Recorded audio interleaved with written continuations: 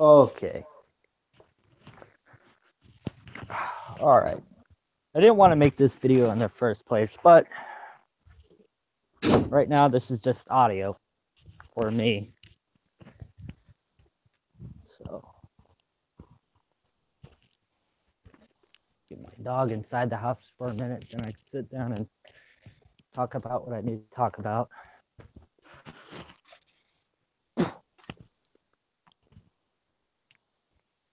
Ugh.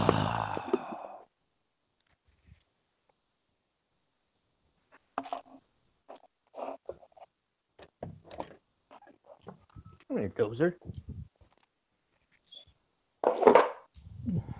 Right back.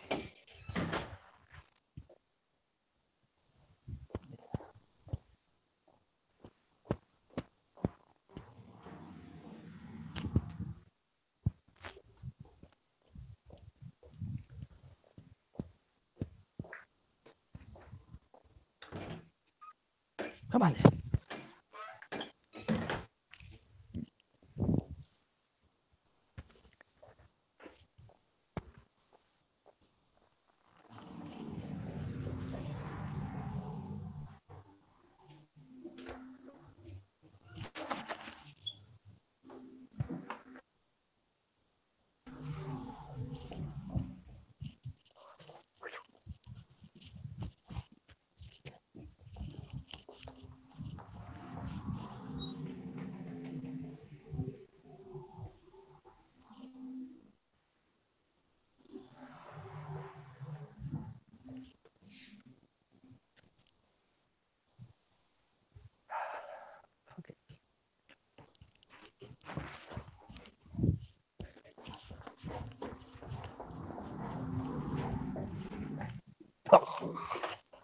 Oh, yeah.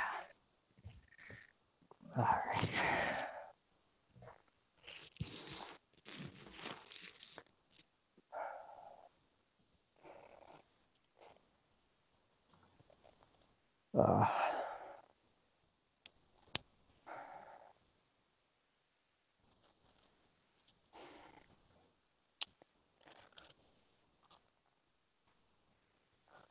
All righty.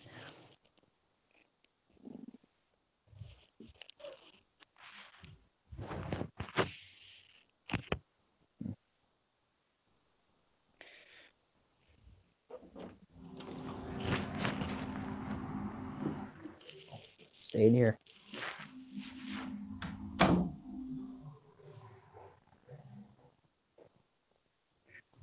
Oh.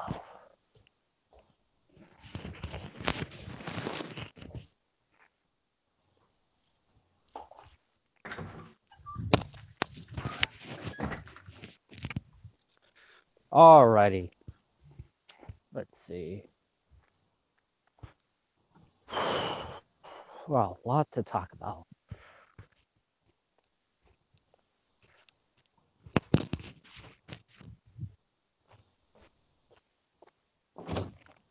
Testing. Coming in. And that was good. Okay.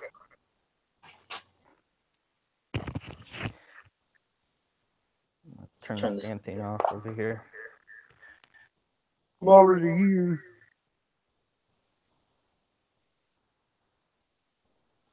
All right, perfect. Testing. Okay, cool.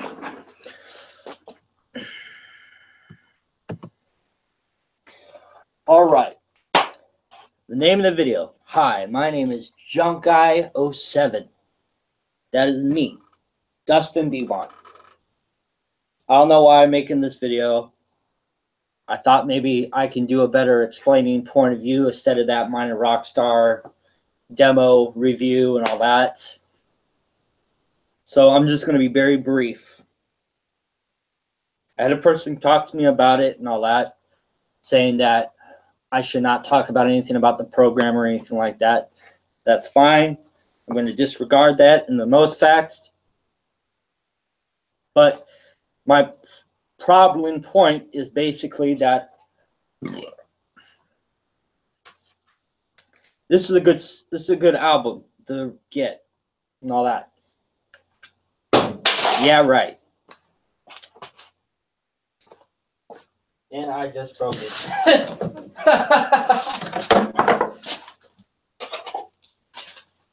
That fucking shit just shattered. Yeah, she is still okay.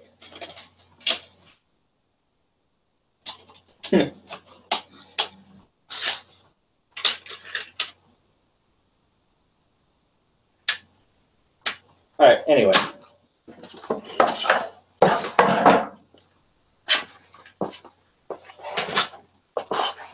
So, I don't even know why I did that. All right, where's my house? Got my house.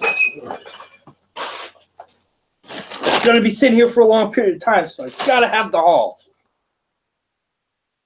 You know, I'm a shatter fucking box.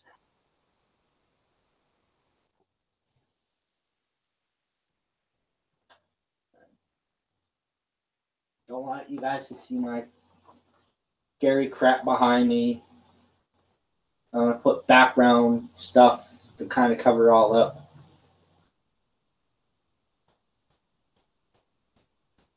There we go. Cool. Awesome.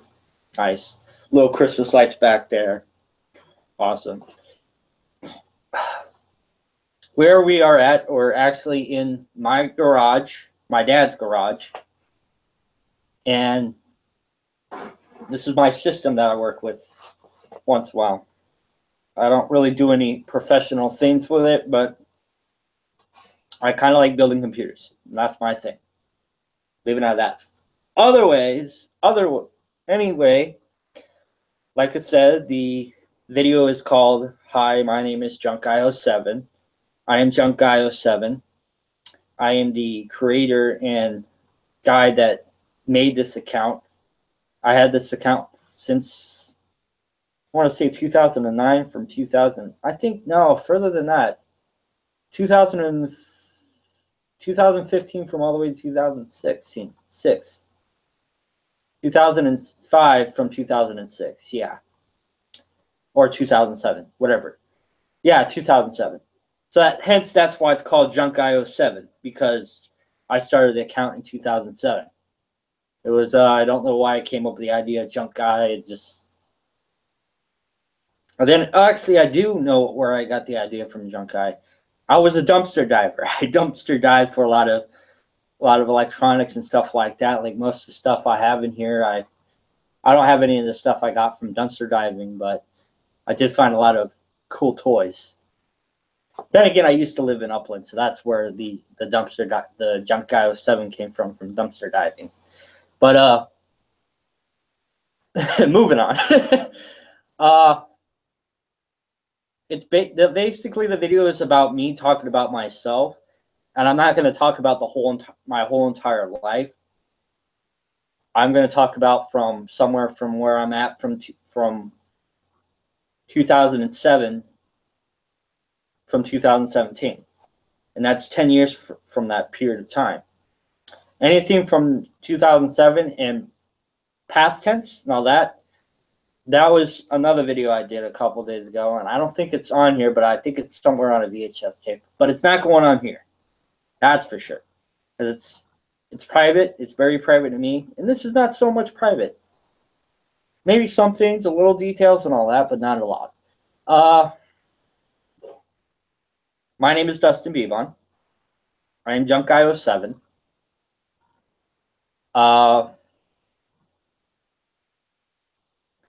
Like the year of the account, that's when I graduated high school. And previously, that's now 11 years ago.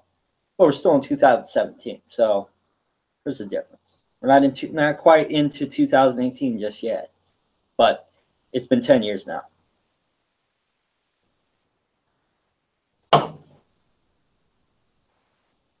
So,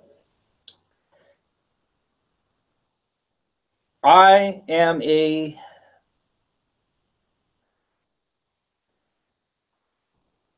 well, first of all, I am an adult. I'm 29 years old. When I started the account, I was 19.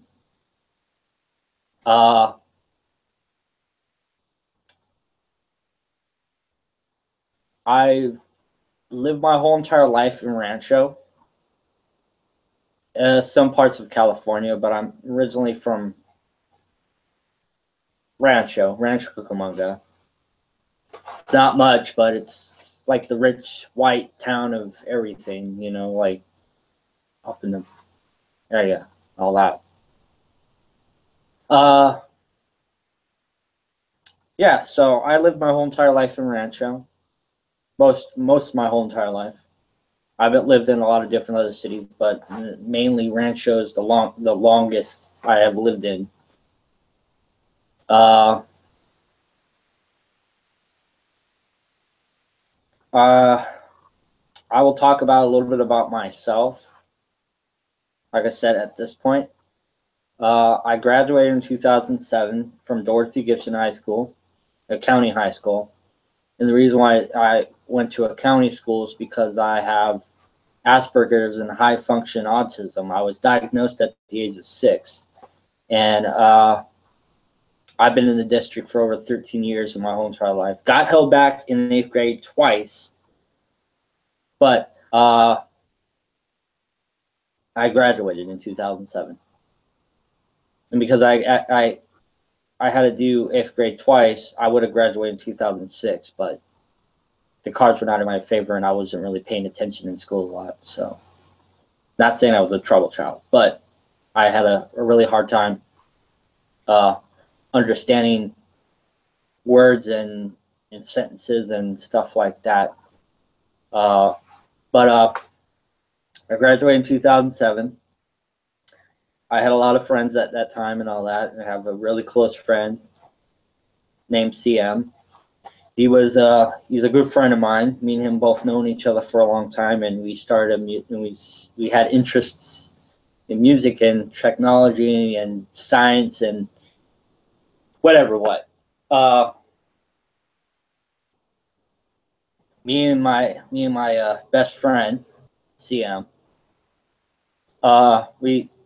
We hang out a lot and all that. I knew his family, he knew my family. We go to each other's houses, spend the night, you know, or however you or whatever, you know.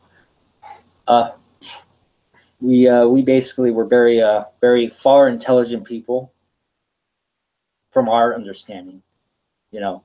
Anyone else around our circle didn't really kind of like get the understand us, but I am I have like some certain problems and stuff like that. Like I really have a hard time learning to deal with change and things like that. And the same with him, you know, he had some anger management problems. I do too, of dealing with certain pressure points or certain different conflicts with other people. And it's hard to say and all that, you know, but anyway, I like to talk about this, and maybe it's a video and all that. Seeing that this is a live cast and all that, but I like to I don't really have a video camera and I can't really record a video, so I thought maybe just make it straight to YouTube, and then put this in my private collection. So then one day, the next couple of years, I can look back and say, okay, I now know what I did wrong, and I can take that from the past and move and use that to the future to change my affected opinion. But anyway, I'm going into a lot of different stories, but I know this is going to be a long video, and this is going to be a lot for me to explain and all that, because it is who I am and all that. But anyway, me and CM always hanging out with each other a lot. We had a different understanding of learning each other. We have our own code of talking, and somehow we understand each other in the weirdest influent way of how people can talk to each other. Like normal, if any normal person came into our crowd and all that, they'd be confused and lost. But we try to make it very very understandable for anyone else that wants to talk about any of this stuff or learn about us. But anyway, me and him got into playing music and all that, and this is in 2005. And I actually, not 2005. I've been playing guitar for a while. I've been playing drums. I have a musical background. I've been playing instruments. I self-taught myself how to play drums. I bought a guitar. I tried to self-taught myself in that. When I went to school and all that, I took a music class and I started learning some chords on the guitar. Started learning some different arrangements and stuff like that, how to play a guitar, what's a chord, what's a riff, what's a fret, everything from A to Z. And then at that time, I bought a bass amp, a bass guitar with a bass amp and all that. The bass amp is no longer with me, so I have a bigger bass amp now. But I digress. But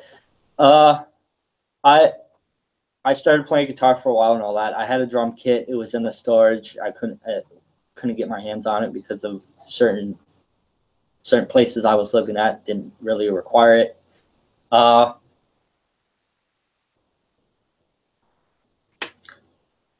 I started playing guitar, and when I took music class, he took music class, and then that's how me and him got our passion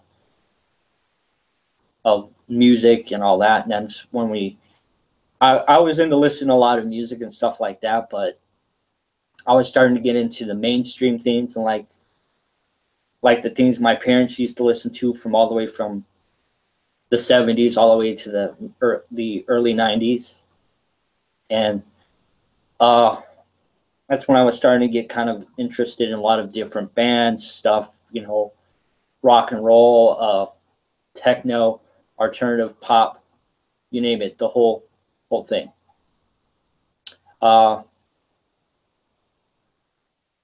thinking about it, I still have a long range of a lot of music and all that, and I still listen to music till this day. You know, I listen to a lot of different things, and I have a better understanding of music now, and feelings and emotion, and what the artist is talking about, how their arrangements of music goes, the stuff I like to listen to. I like to listen to a lot of hard melodies that really inspire me to like pick up a guitar and like really learn how they play it and all that. So that's the kind of music I was listening to in 2007. Early on from 2008, me and Chris started a band. Well, it wasn't really a band at the time, but we wanted to start a band, so we started a band called Craftsman. I don't know where we got the idea. I just said, "Oh, Toolbox, nice," but all that. We were really having a hard time between names and things like that. His musical background, he listened to a lot of Metallica and a lot of heavy metal rock, a lot of classical rock, alternative things, and he listened to a lot of death metal now. And me and him always went back and forth. Our genre of music was always open a lot back in that time, but it starts to get kneeled out more and more, because then a lot of that stuff you really don't have any interest in, and most of the interesting things are more possible for you because you like the stuff that you're listening to. But yeah, me and him started a band, Craftsman, and we really didn't really take it any serious. It was just fun. It was kind of like a project. You know, like he was coming up with a lot of different things. He had my bass. That's what started him. I took we switched instruments. I took his nylon acoustic. I gave him my bass. So we switched instruments and all that. And when he got my bass and all that, he started coming up with different, melodies and, freaking rhythm stuff and all that, like actual melodies on a bass.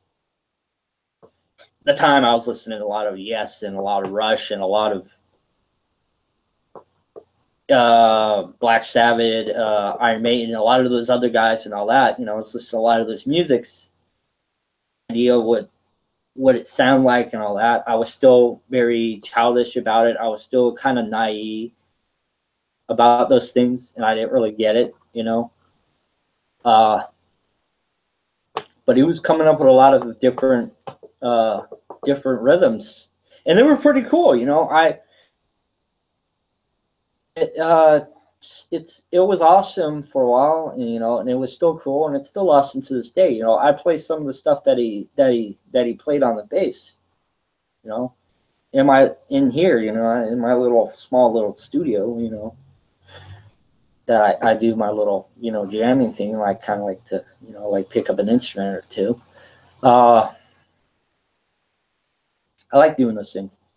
Early on, from 2007, from 2008, you know, we kind of took a break. We kind of we started with two other guys, and we started kind of going in and out with it and all that in the early 2009 from 2010. And in 2010, we got a group of guys. We came in this garage with my kit all the way in the berry bag with one crash cymbal and one hi-hat. And our drummer had a couple other cymbals, and he brought his cymbals and played my drum kit. And we had another guitar player that was playing rhythm and doing vocals, and I played lead, and Chris played bass. And we did a lot of jamming at Chris's house in Ontario back then. I mean, CM. Ah, fuck it, Chris. But CM, basically. I don't even know why I said Chris. Anyway, Chris and we jammed a lot at his house, you know, in his garage. And the band did too, and all that. We did it a couple times, you know, practice, played all that. We didn't really have songs set. So it's just 5 guys in a room jamming in a garage to God fucking knows what came out. And I wish I still had the cassette tape, because there was one song that was very interesting that sounded so much like a mix between Yes, Rush, Iron Maiden, and a lot of all those other alternative, like, jazz music and stuff like that. It sounded so killer, and I wish I could hear it again and like reproduce it, all that. But it was so cool.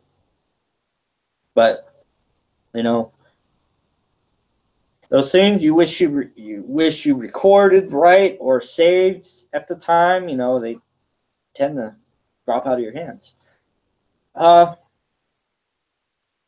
Further down from 2010, I was dealing with a lot in my life. I turned 21 at the age of 29. Turned 21 at 2009. And I started drinking. Right? Come on, when you're 21, you go to a bar or two, all that, you know. And it was fun for me, you know. It was kind of cool, you know. Like, I hanged out with my aunt, my uncle, G, you know. We hanged out a lot. You know, he didn't really like me a lot, you know, because I was kind of like, kind of thing, you know. I was his nephew, but, you know, he kind of took me under his wing, and he kind of taught me a lot about life and about what to do, what not to do, and to be respectful, not lie, do somewhat of the right thing, you know. And I was smoking cigarettes at the time. Me and Chris were smoking back to back, and I started smoking cigarettes in 2008 from 2007. And I fucking bought my first pack, and yeah. But from 2006, from 2007, yeah, it's a wild year. But I smoked cigarettes on a regular, and I did that a lot. You know, I wanted to be the cool kid with the fucking pack of marbles and light up a nice good stogie. You'd sit in the back, be the cool kid. Yeah. You know, it come to think of it, it was kind of cool back then, you know, and all that. But you know, you watch so many commercials about smokers having bad lungs and things like that, you know, and you're like, yeah, man, that's not gonna be me. Fuck that shit. You know, when you're young, you don't really give a flying fuck at that time. I'm sorry if I'm cussing so much. I I don't know how to speak correctly, so kind of trying to use my words very carefully and how I use them. All that, seeing that this video is actually live, and I'm just trying to be a little bit more fluent to my perception of how I want to say things and all that. You know, and then again, this is like, to me, this, I'm trying to, you know, this is what I feel like talking about. I don't really have a script in front of me. I don't have anything. It's just me sitting in front of a laptop recording this. That's all I'm doing. Like I said, I don't know why. I just did. I felt the opportunity of doing it. Yeah. So me and G used to hang out a lot. You know, he showed me his group of guys and all that stuff. And this was the time when I was living at my mom's house in Los Alamitos. Yeah, very cool city. Really, really fucking small. Really small fucking town. All that. You know, where I was living at, you know everyone from down the freaking street. And there were apartments next to each other, next to each other apartment. It was like a freaking long down street, basically. And it was cool, you know. I learned a lot, you know. I met a lot of different people, you know. It was a really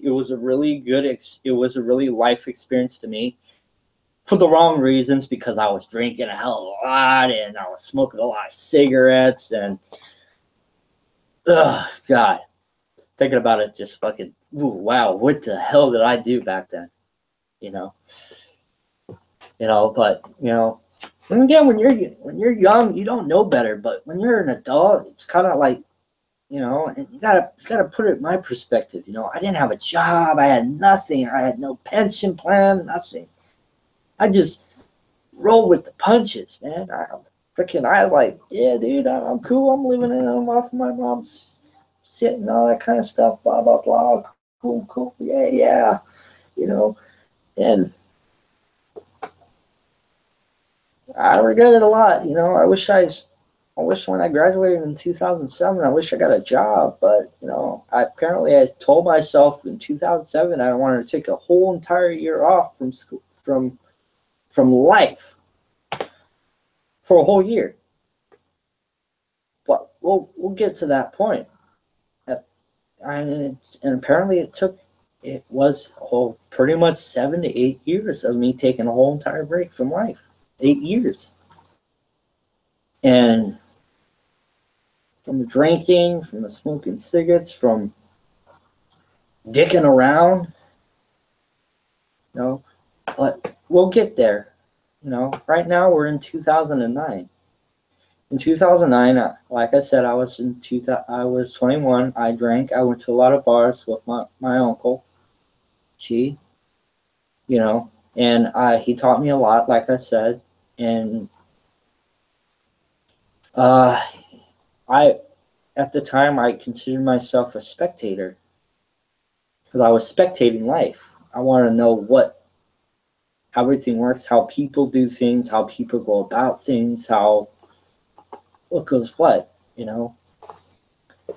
And the things I did for Glenn, the things I did for G, the things I did for my aunt, the things I did for my mom, my stepdad, my nephews, my dad's ex-wives, you know, my brothers and my brother and my sisters.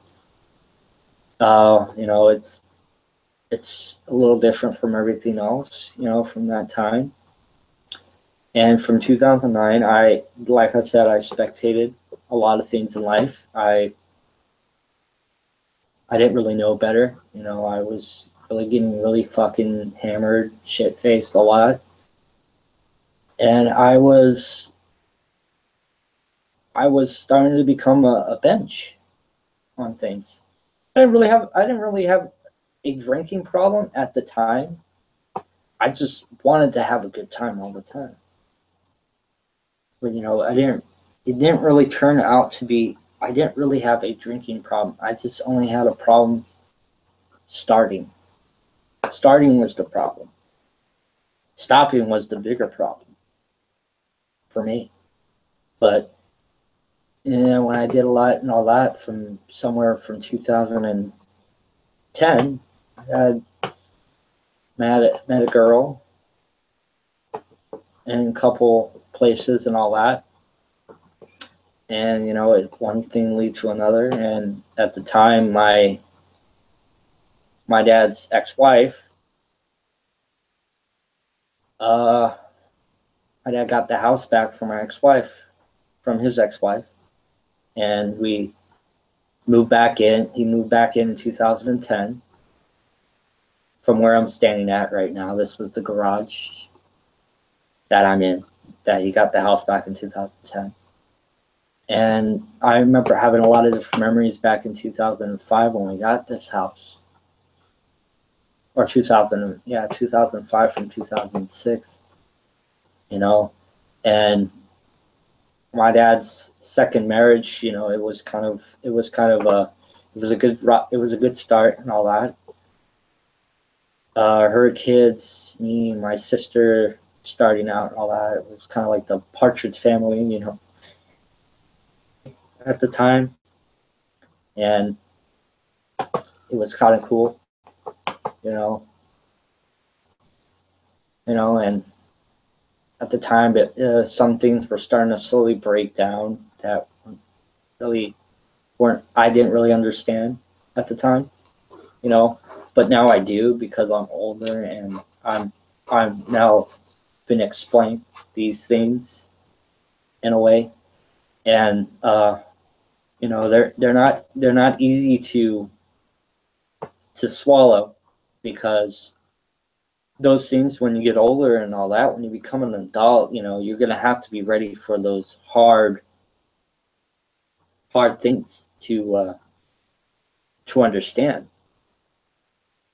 And for me, I didn't like change, because it was, you change something and all that, it affects me in a certain way. And nowadays it's considered selfish for me to think that way, because if it doesn't go my way, no one else is going to have it, because it doesn't go my way. So at the same exact time, when I was younger and all that, that was me being selfish. That was me trying to cop out on things, not give a hoot at the time.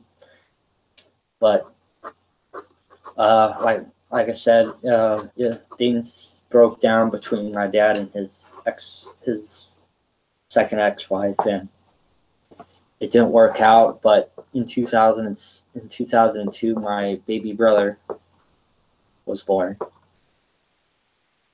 and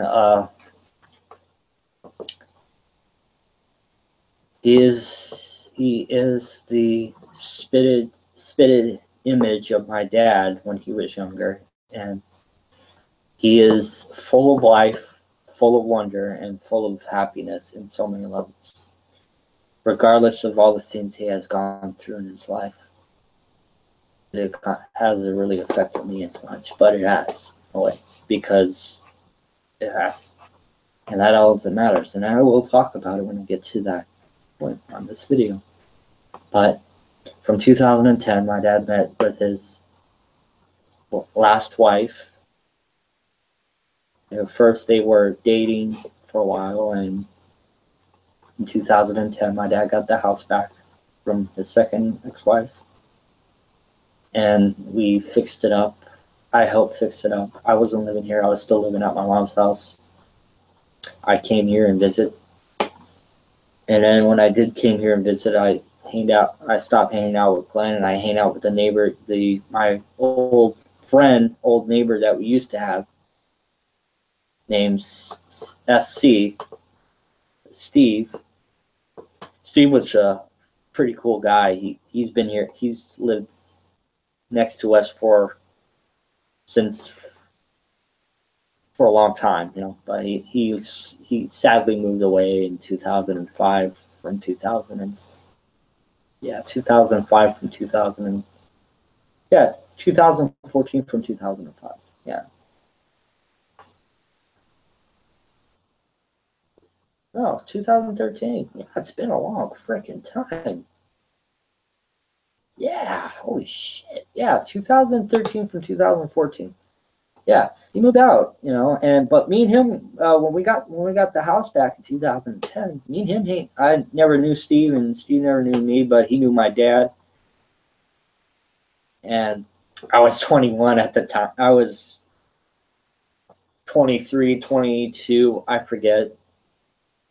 But I was 21, and me and him hanged out, and I brought Chris in. Chris wasn't old enough to drink, but, I'm sorry if this video goes out and screws him over, but hey, already he's old enough, or I'm old enough, we're all adults.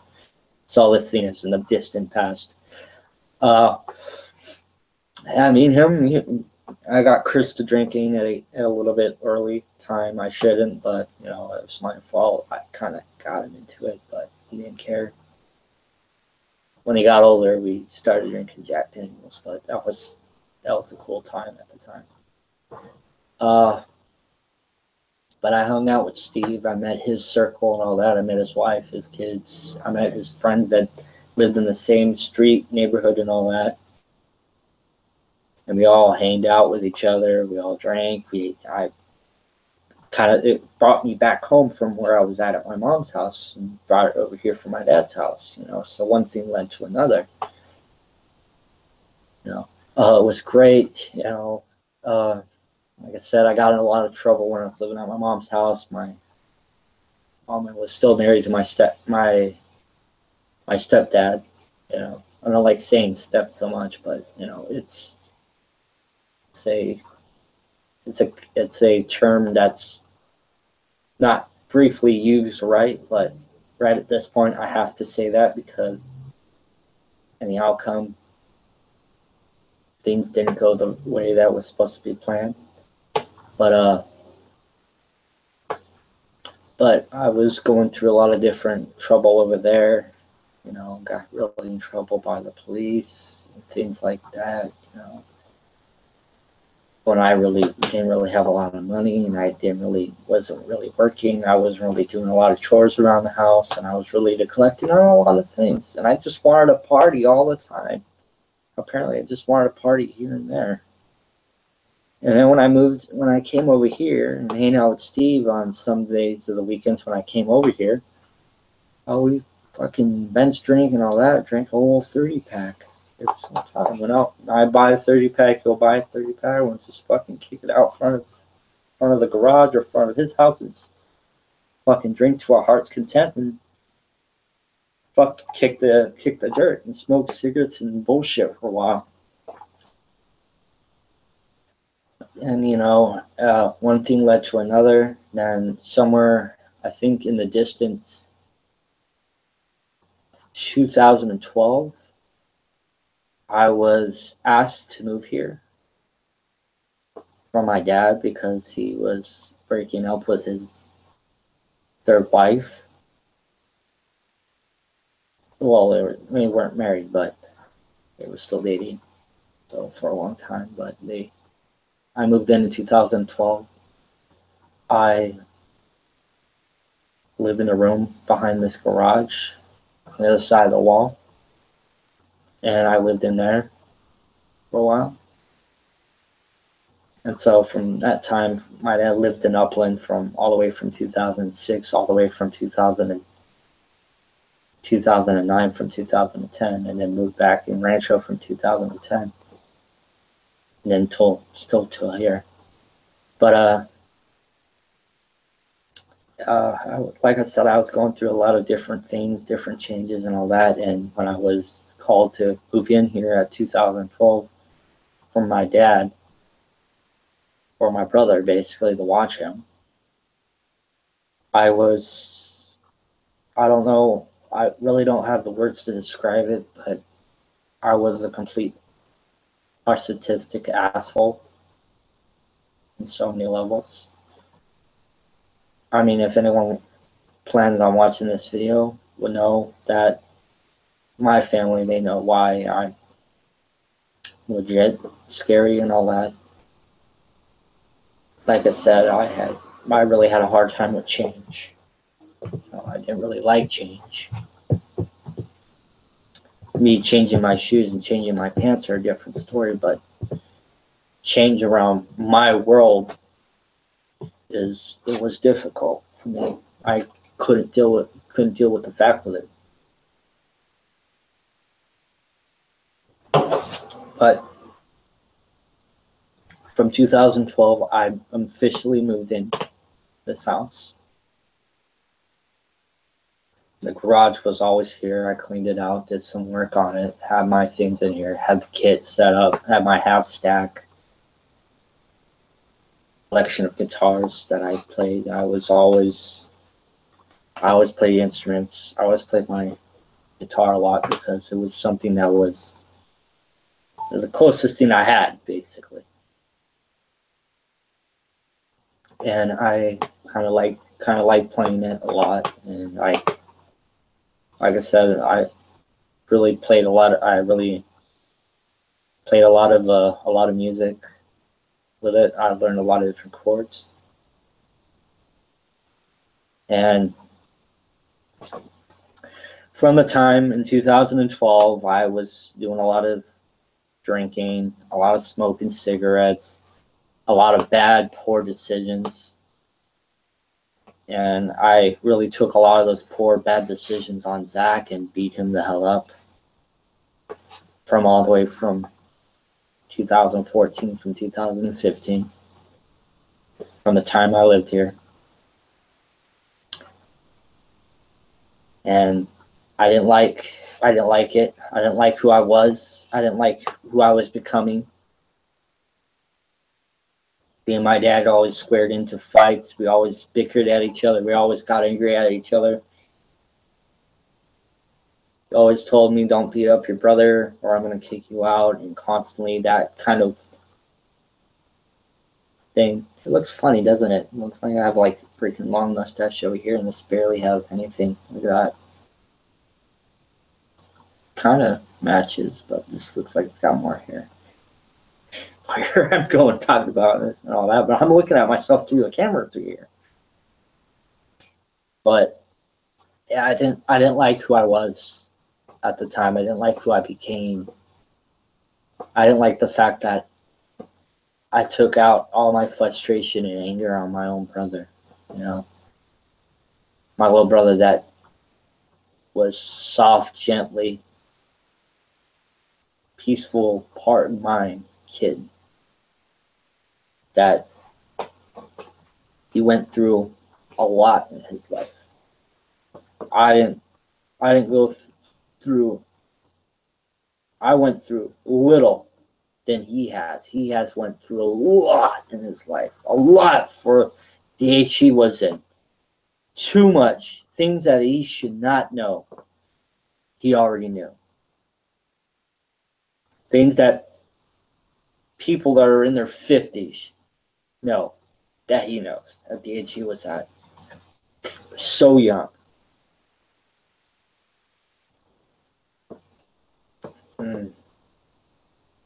And like I said, when we got the house back from my dad's second wife in 2010, his house was, I mean, I words can't describe. It was really bad. It was so bad here.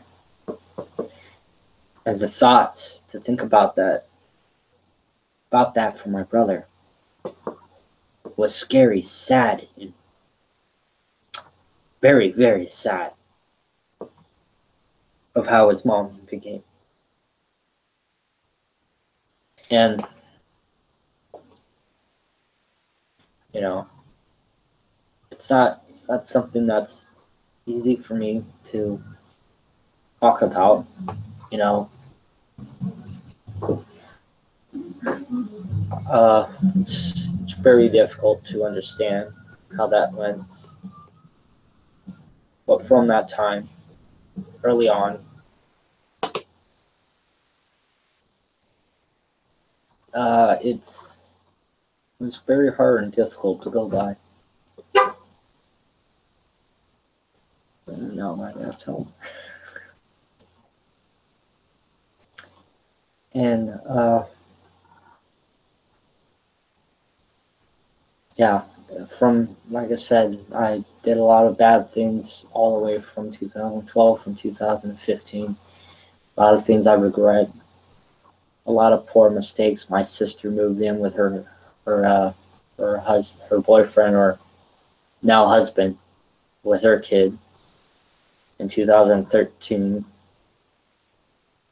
And they lived here all the way from 2014. Moved out, bought an apartment, our old apartment where my dad used to live at in Upland.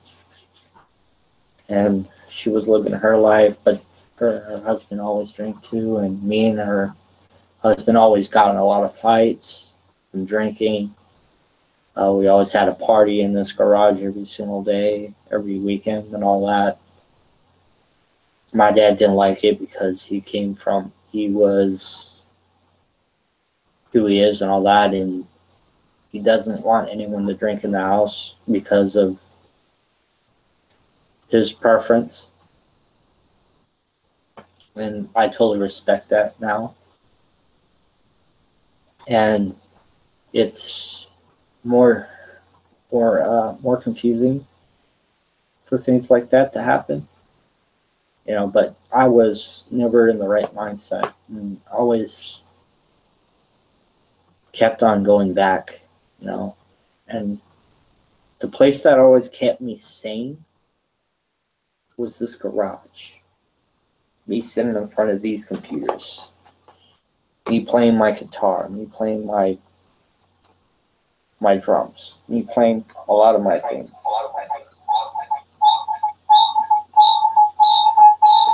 Oh shit.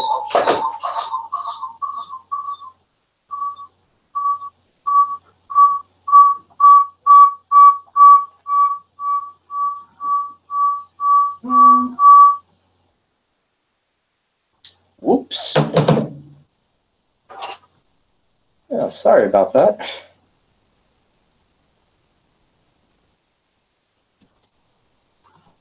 Damn thing went hardwire on us. Try to take the tongue out. But, yeah.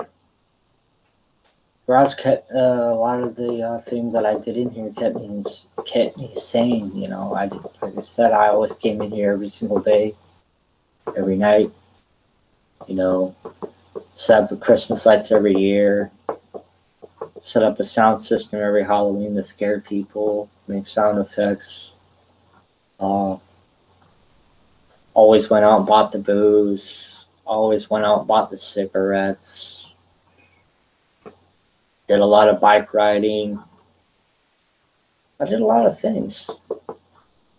A lot of fun things. For me, I thought was fun. I try to get away from the negative stuff because I didn't really have a certain outlet to do any of that.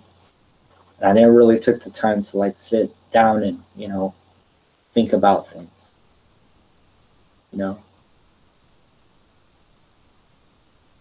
But, yeah. So earlier on from 2014, 2013. I don't know, man. I'm so far from these years and all that. So 2012 and 2013, my dad got married with his third ex-wife, and I really don't know, man. It's a distant past to me. He like I said, he married a young woman, all that, and it was really hard and difficult for me to comprehend that, especially living in the same house, living in the house with her, all that. Someone that is 7 years older than me. You know, it was different for me personally. You know, not something, not an easy thing to swallow. Let's put it briefly. It wasn't easy to swallow that. And yeah, don't get me wrong, she was a cool chick, but when they were dating at the time in 2009 from 2012 when I moved in, well, that it was off and on. When she when they when she when I moved in 2012, they were on and off dating. She moved in several months, everything will be okay, and then all of a sudden it'll fall apart. She blamed him. He never blamed her. He always thought it was his problem. He always thought it was him, all that, but in actual reality, it was always her. And it was difficult watching that, you know, especially when you know that that's your dad, you know, and you have to respect your elders, especially your parents, you know, and it's I don't know. All I know is how it feels to be a kid, especially going through that with his second ex-wife, and the things that I had to go through with that. You know, as a child, it's still, you know, possibilities were very endless and all that, and we had a lot of doors that were really open to it. You know, but the things I seen, the stuff I experienced, you know, it's especially at the age I was at the time. It wasn't good. It wasn't really good for me to see any of that because I didn't really know what to say or what to do at those times. But after that, she moved back. She moved in, and you know, it was difficult because me and her always bumped heads with each other, and I wanted to get rid of her. For some reason, I just did. I had that gut feeling too that I had with my dad's second wife. That she was bad news, and she's gonna screw you over, and you're just gonna bite the hand that feeds you, you know. And it was very very gut feeling at times because I didn't have anyone to talk to about these things, and I didn't really have anyone to go to talk about these things. And it was really hard. It was really hard to talk about them because, like I said, I didn't have anyone to talk to, and it was bottling up inside me. And the times that when she got on me about things, I spit venom at the first chance and drop all my guts down at the same exact time, just get my point across. And when I try to get my point across, the words did not come out right all the time. And that's why at times I didn't think what I was trying to say. You know, I didn't take the time to sit down and measure my words carefully. And it was difficult for me to, you know, experience those things.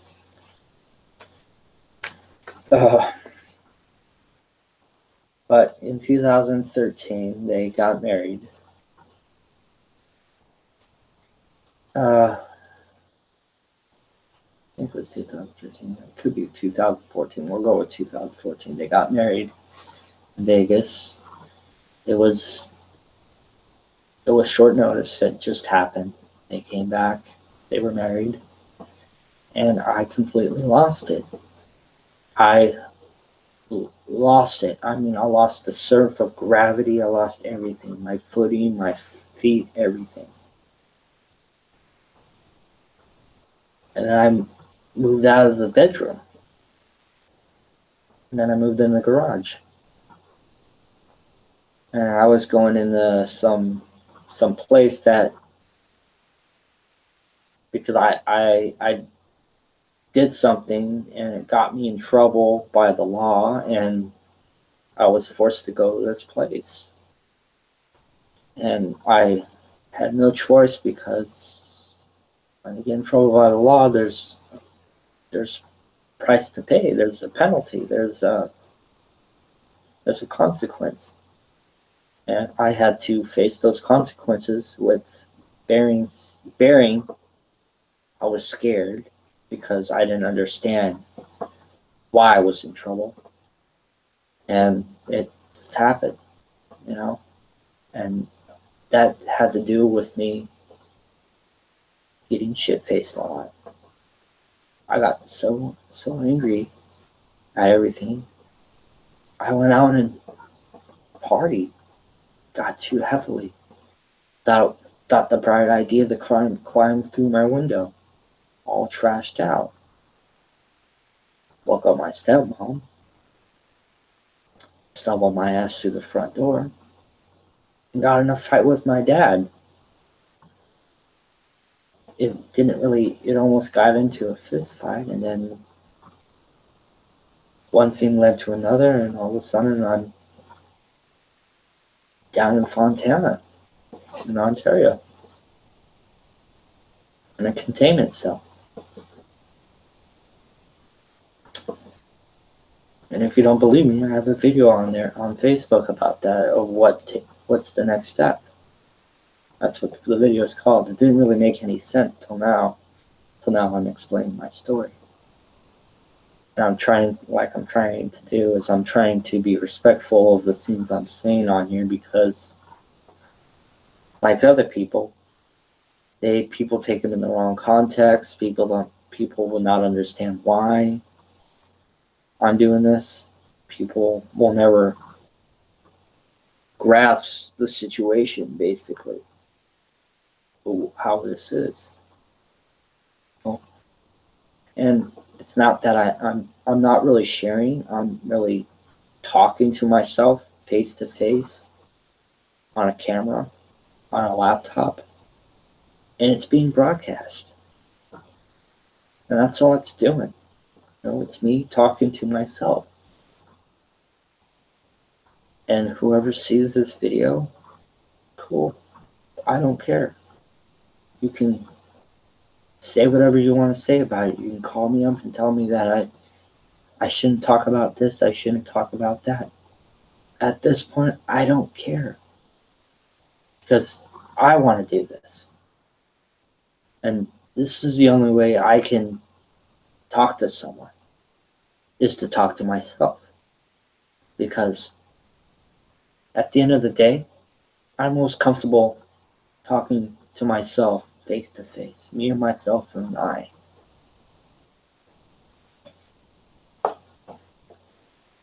From the time when all that happened, I lived in the garage for 1.5 years. I did a program for a while.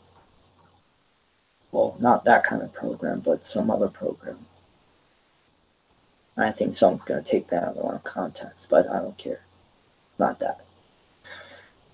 So I had to do what I had to do to, beat justice system under this, and, be the poster child to get through it. So I did. I stayed good where I was at. I was not getting in any trouble. I was following everything that I was doing, and some. And still at the time, I still didn't have a job, and I wasn't working. And my mom came down once in a while and bought me some groceries, because I had a refrigerator in here. And like I said, I was living in the garage for 1.5 years. Heat, cold, everything.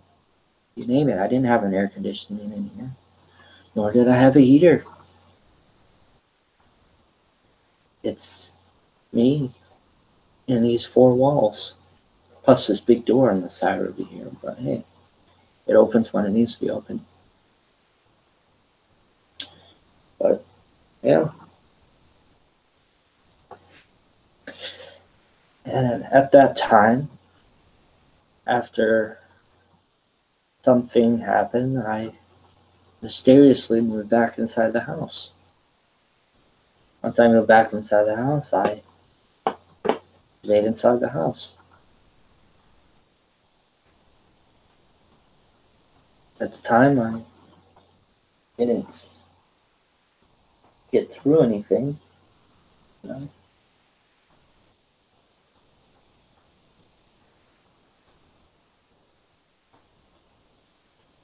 It's cool. Sorry, I'm trying to fix this real quick. And there we go, much better. Yeah. And I moved back inside the house. I came out here once in a while. I had a bed out here, but I had another bed in the room. And usually that's where I slept at. When I get bored or something like that, I'm doing something outside and I feel tired, I'll lay on a bed out here. Before it became a washer and dryer in here, the washer and dryer were inside the house.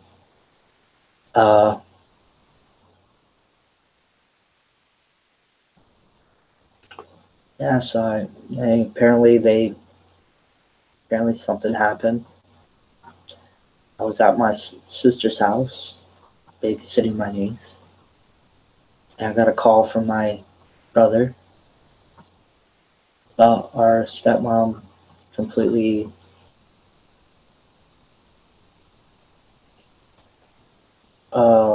passed out in my dad's room with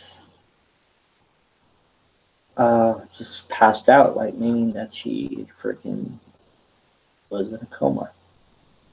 And my dad freaked out because he had his piece right next to her, all that. And it was very, very scary. Luckily I wasn't here, because if I was here, shit would just went fucking downhill from there. But I'm glad I wasn't here. But I wasn't happy at the fact that my brother saw that my dad made the executive decision of taking my brother and him and driving away from the house.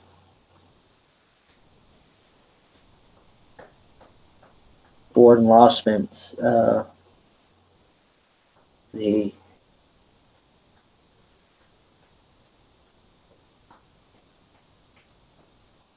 the whole kitten and caboodle came over here.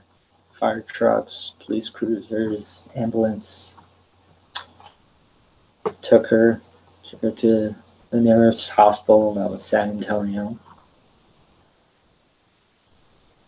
Child services came here, had a conversation with my dad, giving him two choices.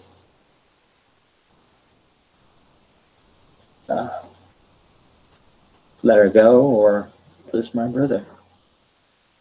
My dad made the decision of letting her go. And she was in a coma for 3 days. And,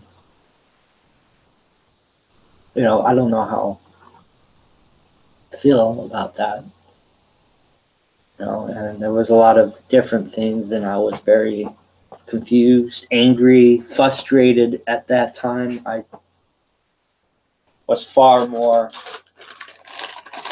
compulsive because, it's one of those things where you don't want to believe it, but it happens. It happens. There's no sliding glass door, no window. It's an open door, and it's a very, very, very scary situation, especially when it's someone that you care about or you not saying don't give a shit about the person, but you know, kind of a little bit concerned. And that's what I was. I was concerned. Plus being angry about it. Plus letting my brother see that was totally something that I wish didn't really happen.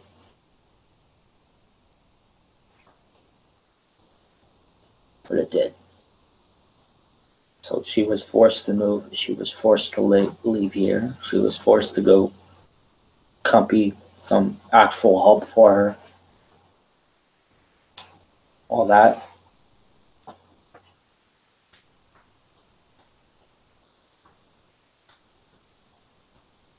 And yeah.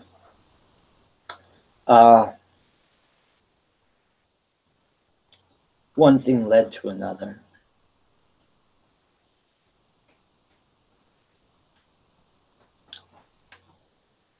At the time I was hanging out with Steve, like I said. And Steve lost his job from an injury that he had or some stupid shit, basically. But he started working with a group of people in Chino and Corona and Chino Hills. He was working in farms of like doing things and tractors and stuff like that. And he asked me, "Are you interested in working a job?" Given the fact that it was my first time actually working, all that, it wasn't really a paycheck and all that. It was basically under the counter kind of money, all that. I said, "Yeah, I'll try it out. Sounds good. You know, I like to make some beer money and cigarette money happen." Went with it. He introduced to me a friend of his boss. I started working with him. All I did was open gates and shut gates at dairy farms to bring tractors in and trucks through. Back then they called me the cow whisperer because I moved cattle around.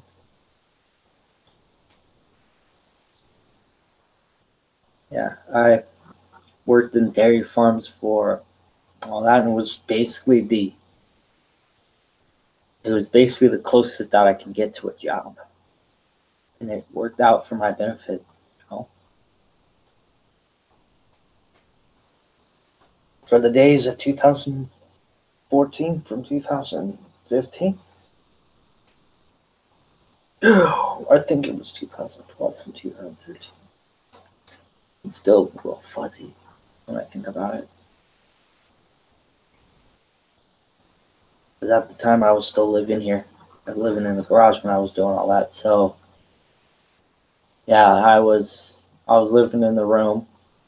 Got introduced into it in 2013, from 2014, from 2015. So I didn't really do anything for a whole year, so it was 13 from 14. I worked a job. I got paid a paycheck I think every week or every 2 weeks. I forget. I don't remember. But I got money. Started buying beer again. Started buying a pack of cigarettes. 1 or 2 or 3 when cigarettes were still cheap at the day. And it was cool. It was nice to have something to actually get out of the house, and I enjoy getting out of the house because then it made me feel good about myself, because I feel like I can actually, instead of being chained up into something that I don't even need to be here, and a whole new world was being opened to me that I didn't really understand in the beginning, but I was embracing it. So I worked with this guy for a while at the dairy farms. something happened. I lost the job, and I just pretty much cahoots on it. Oh, they didn't need me anymore. I was still living inside the house at the time, and then when I lived in the garage. When I moved in the garage, I was at a buddy's house, and Steve called me up and asked me, "Do you want to work for another job? They only need you for a day, and if you want to bring your buddy and all that, if you know anyone else." I brought Chris along. Then we met up with a guy named Johnny. We worked at one of his farms to basically what the first job I worked was. Is I was opening gates for this tractor and these trucks. The tractor, basically what it does is it goes inside each pen of where the cows are at, scoops up all the cow manure, and then puts them inside these trucks that in the back of them are gears that twist back and forth, and we call them spreader trucks. And then these trucks drive all the way to an anchor farm, and they spread manure on the anchors, and that produces crops and stuff like that. So basically, it's a rotation circle of the ecosystem. Basically, the hay gives feed to the cows. The mix between all that, cows poop. We take the poop, we recycle it to make more crops. It was a pretty good business, and the place that did it, I worked with the first job with Steve and his boss. We did a bunch of, I think at the time, we did several lands, and I think I made a fatal mistake on one day. They wanted to keep me there, but I wanted to go home early. And I think because of that, I was unreliable to work anymore with them. And that was a life lesson. It was a stupid mistake, but I have no regrets, because what I did wasn't really making enough money for me, and it was very, very tiring. Plus, I didn't do a lot of days with it. Fast forward from that, Steve called me up and offered me another job with Johnny, young kid, and his father. He's Johnny Jr. Johnny Sr. is the guy that owns the bigger land, but Junior operates it, all that. And so I work for Johnny. I work for Johnny's crew for several months. What started out as a beginner's course. Me and my buddy Chris worked with a group of guys and all that I was somewhat friends under Steve's supervision around Steve's family corner and all that. Several of these guys were familiar because they were Steve's family. So I worked with them. I drank a hell of a lot. I smoked a hell of a lot more. And I worked weekends from Friday, Saturday, and Sunday. Got paid. Started paid was $40 a day, and then it went up to $50 a day. And then when I went from that time, I started making a lot of stupid mistakes. Like crashing a car, fucking up a truck, basically. I was learning how to manage a job at the time. And I was so, like I said, I was so naive. I was so new. I wasn't really open to it. Like either way, it was paid under the table kind of jobs I was doing. But I got paid a hell of a lot, enough money to last me from the next week. You know. Uh, so yeah, I screwed up and I didn't get paid.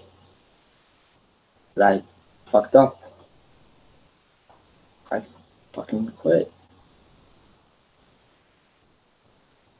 It wasn't a good decision, but I was scared as shit.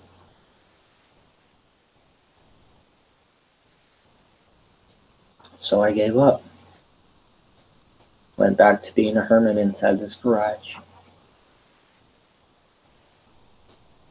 And started being weird about things, and then all of a sudden Landon came into my life. I didn't know Landon. My dad did. From certain different connections. And Landon, I didn't. Landon was a.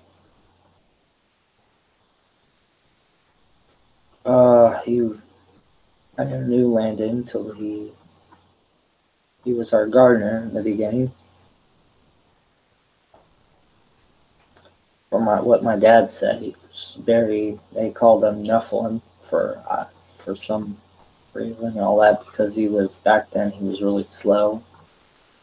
I don't know why they did, but I don't want to plan on saying that about him, because it's not the right thing to say, nor is it the wrong thing to say. But to move forward, you have to move on and understand the mistakes you make, even if everyone thinks it's the right thing to do. But at the end of the day,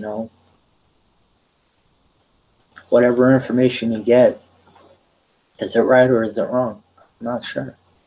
That's totally up to you to decide. But like I said, this is my story. I'm going to tell it the way I saw it. I met Landon in 2014. My dad hired him to do our front lawn, because Landon had a OVC landscaping business that he started. And I didn't know Landon at first. Then again, I was very, very addictive at things and all that. I was not really in the best mind place either. Light up a cigarette, sat on the couch, go out and get a beer. Landon was studying something that prevented him from doing any of those things besides smoke cigarettes. And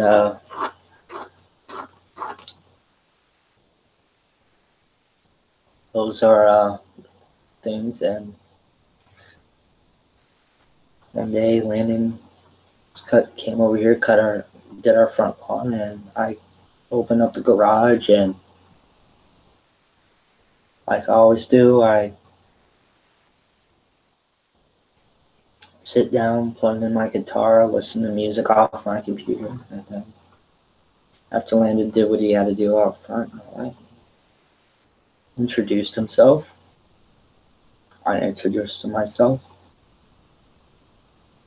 He asked, "You play guitar?" I said, "Yeah."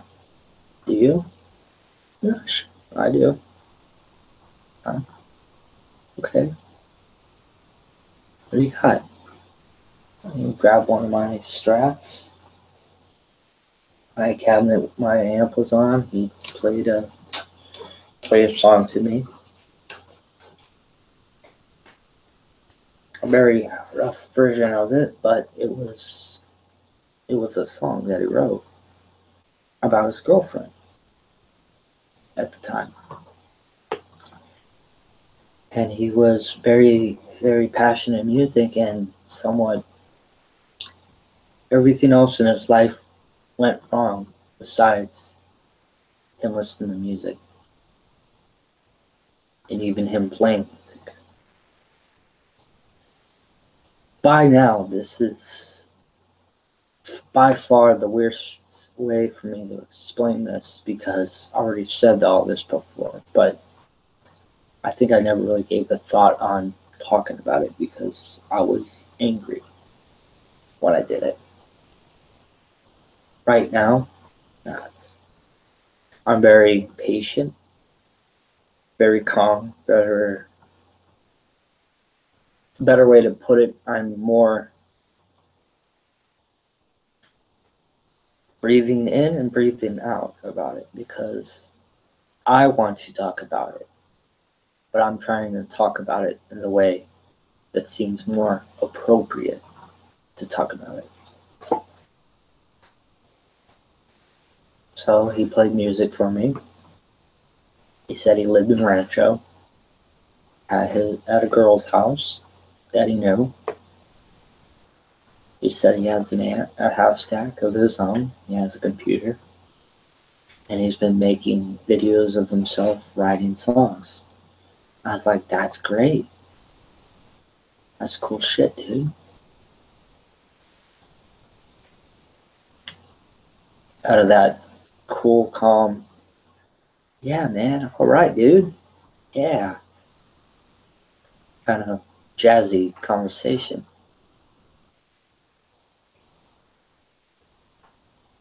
At the time, it was awesome. It was kind of cool to know someone else that was inspired in music just like me. You know, besides me, Chris wrote a song he put on YouTube. Well, I put it on YouTube, but Chris wrote all the bass parts to it and all the arrangements, and I just did the fills for the drums and the guitar. We record everything in this garage and in my room. And that was in the summer of 2013 from 2012. And that's when I thought, okay, cool, you know, like, I wanted to play music. I always wanted to play music. I always wanted to be in a band. I always wanted to, you know, try it out, you know, because I never really had that experience. But when Landon was telling me that he was working on recording a song that he was working on, I was like, cool, dude. That's awesome.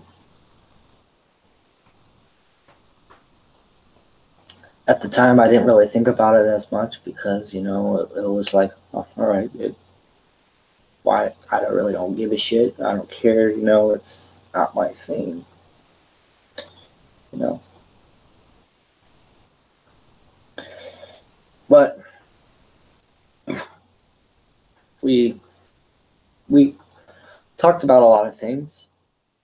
We even recorded in here.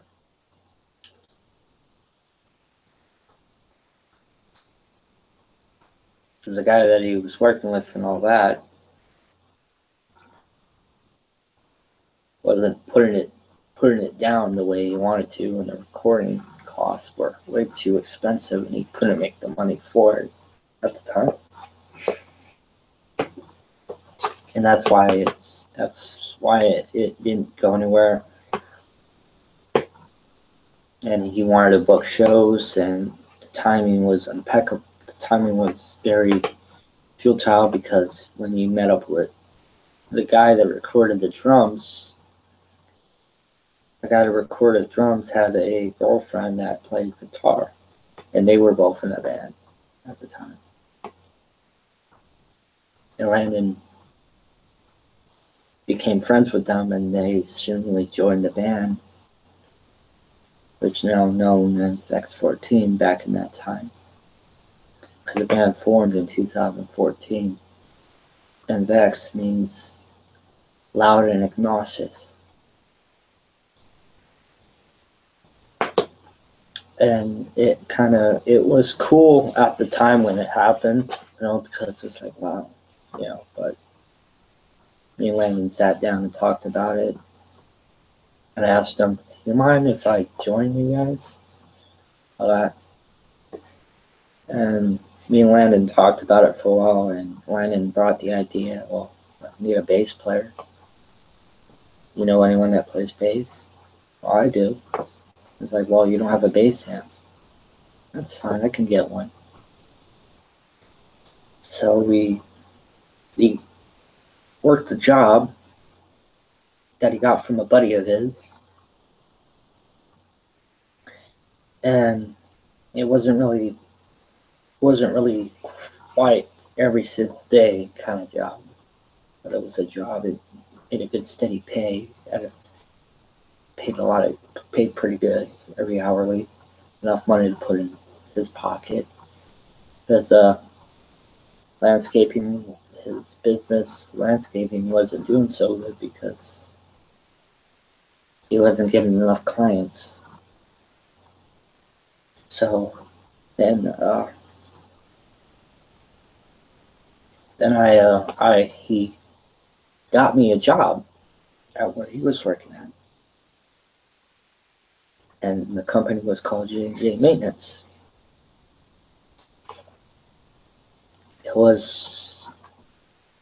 I worked one night, like at 8 in the daytime till like 5 in the morning, of pressure washing business buildings, sidewalks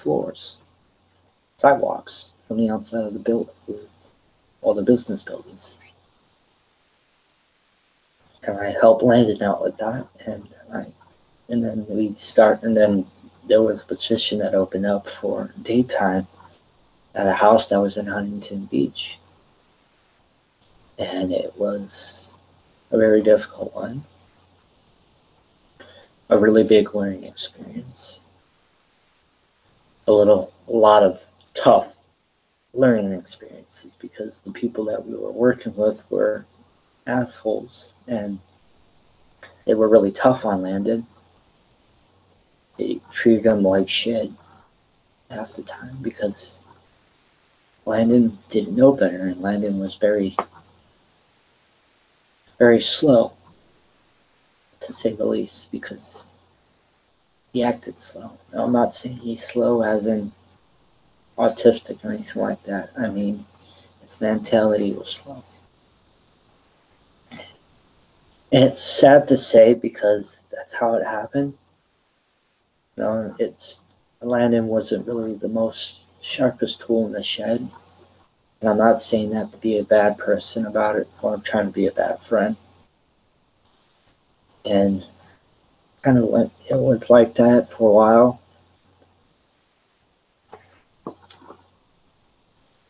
So I had to take everything to point value, and learn at that time, because by the time at that point I was still spectating. Yes, I was working jobs, but I was working jobs to learn other things too, about how people communicate with people, how hard of a work it can be, how much money you have in your pocket, what is your goals in life, basically. So me and Landon were on a twofer, basically. Me and him worked the same jobs.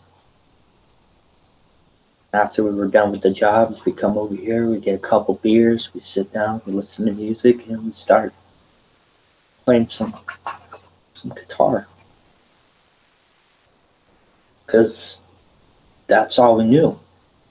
That's kind of like what our relationship became. It's because we had this formality that we were interested in music. And we were interested in writing something to get people's attention. And what Landon was coming up with was by far great to me.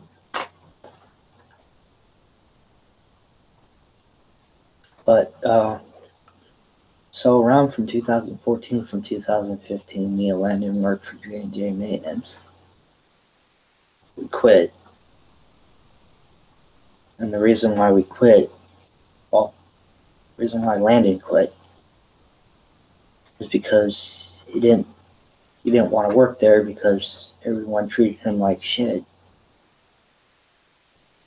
And like I said in the previous video, he didn't like people telling him what to do. And he hated the idea of people telling him what to do, because every single time when someone tells him what to do, he thinks that he's stupid. And that's not the case.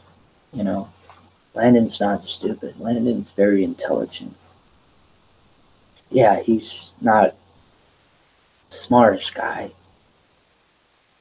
nor is anyone else. No one's perfect in this world. Everyone has a flaw. That's what makes us different. We all have flaws. Like they say, you can't judge a book by its cover. So Landon quit. But his friend gave him a job. So he told his friend that he's going to quit. And so he did. And at the time, I was there that same exact day when this was all being played. And I said I quit too. It was a very, very bad decision on my part, because it was something that I regret at that time. I regret it now? No. Because by the time it was all said and done, I had no regrets, because what happened happened. And that's fine. So, Landon quit J&J Maintenance, and I quit J&J Maintenance in the summer of 2015.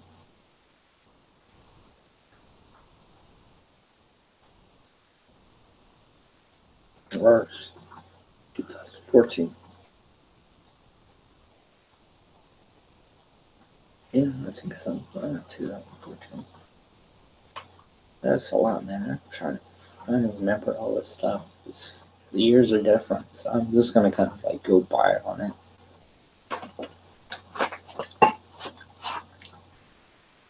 So we both quit J&J Maintenance, and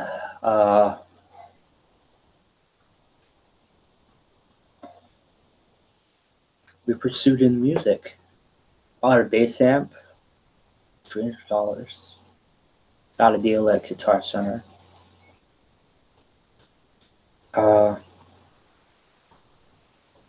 Then we hit it off. But before I bought the bass amp, I borrowed a buddy's amp for a while. My buddy Chris's amp. Told him I'd give it back to him after I found my own. I did. Gave him his amp back, and I got my own amp for $279. And it's been with me ever since. We had a show. So 4 of us went to Dylan's house to practice. We went through and it came up with a set list, and we went through each song one by one till we got really tight at it. I'm not saying we knew we had chops, because you know, when you're 4 individual people in a room, you're just starting out and you're trying to become a team and all that. You know, some people have their chops, some people are just learning something with all this. And I was learning. It was different. It was difficult for me, but it was a learning experience. And that's all that matters. I don't recall when we took the time to do all this stuff, but before we did a show, we played at Dylan's birthday party that was Halloween. And I have this thought I have this thing that I don't like doing Halloween a lot, and I don't want to dress up for Halloween. And Landon said that we should, but not. Landon didn't do Halloween, but it was a Halloween party, and it was Dylan's birthday, so we had to respect that. So we went out and got masks. Lo and behold, we were kind of over the top. I was doing a lot of binge drinking lately. There was some time I went to Dylan's house. His dad had some beer, and he offered to give me one. And I was like, yeah, sure, I'll take a course line while we're practicing. And it was fun, too. But then when on Dylan's birthday, I pulled out some shots, started drinking some booze, and then all of a sudden, I'm shit-faced playing a bass. And it was the most horrific time ever. I don't even think I hit the right note. But I think I played every single song from beginning to end. You know, Landon at the time he bought a head because his crate head that I have right here wasn't working right because there was some electrical problem with it. But I fixed it a long time ago.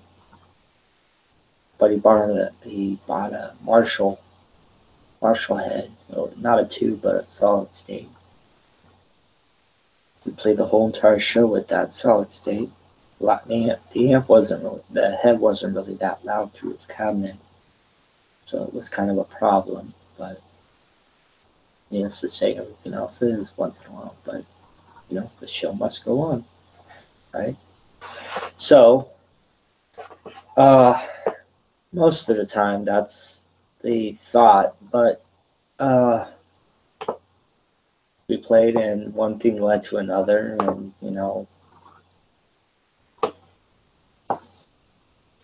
pipes started coming out, more beer, more booze. And the end of the day and all that kind of stuff, I don't know how we got home, but we got home. I don't remember or recall. But it was a long day that day. And I'm surprised I made it home in one piece. But I made it home. And it was cool when it lasted. It was awesome. So, and then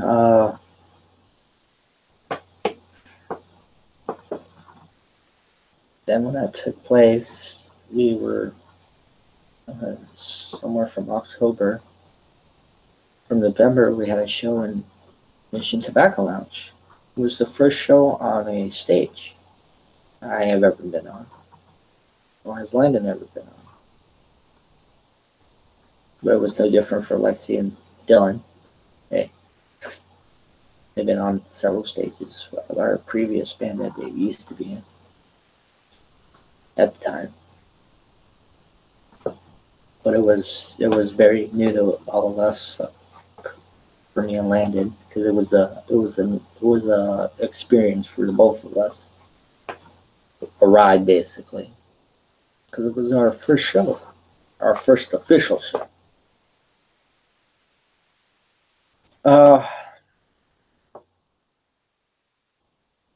We practiced more. And after the last day we got done practicing, we pretty much had everything dialed in. So then it was the show time. So we grabbed all the gear. I grabbed my amp, my bass, and then got his cabinet and all that. But Landon didn't use his amp or anything like that, so he borrowed a orange amp from Dylan's friend.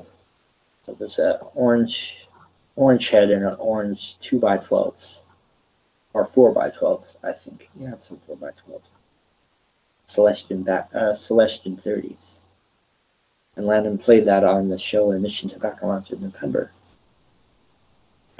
And it was badass. It was a really good show, and it was awesome. We have video of it, but video of it. Not the best quality, nor was the GoPro camera head on the drummer was that good, but it was awesome, and I liked it. I enjoyed it. I was learning about stage presence. I was learning a little bit of different things at that time, you know. At the time, you work hard for what you work for and all that. And then, slowly but surely, we had several other shows booked because Lexi and Dylan had somewhat arrangements and all that, and Lexi knows people from the music business that would have booked us shows. Not big shows, but start from here and there at some restaurants or places that have actual stages in different cities. And we had a show that was booked in December the 14th of December, towards Christmas. It was like a Christmas show, basically. And back to back, all four of us were group texting each other on our cell phones. And we got together. Landon picked me up, drove all the way to Dylan's house in Corona. It was a very devastating, long-ass hour-and-a-half drive. Ranch over there, including traffic. So we drove over there,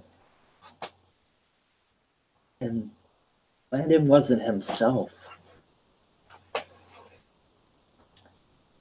He seemed like he was becoming a different person. And I want to say it was for other different reasons, and he was having some problems with his ex-girlfriend at the time. And he was not doing well. He wasn't really doing really well. And it was the first time he asked for a beer. And I was kind of, okay.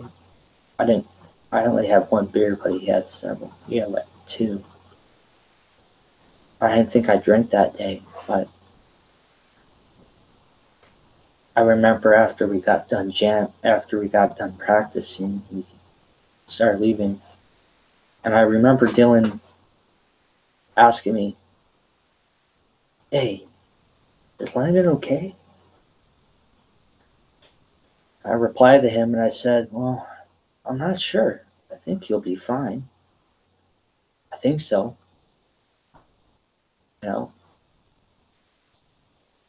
But I was wrong. He wasn't fine."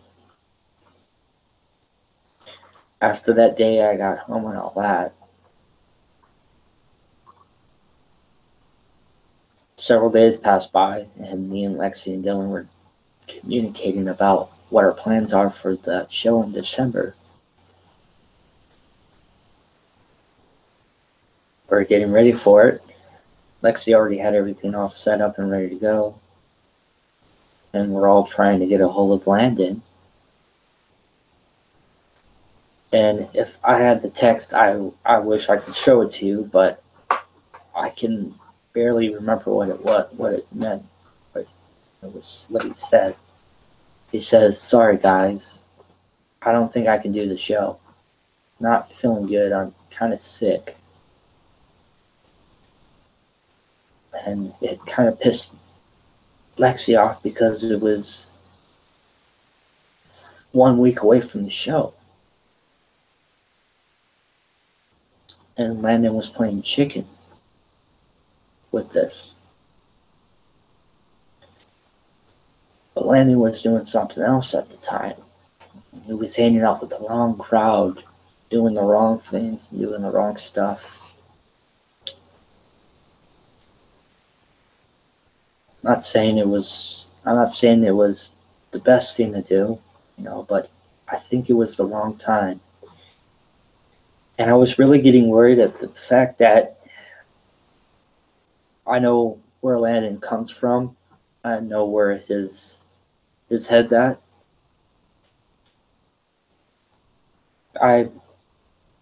From stories I have heard from several people I have talked to that know Landon, all that, they have told me that he is not all there.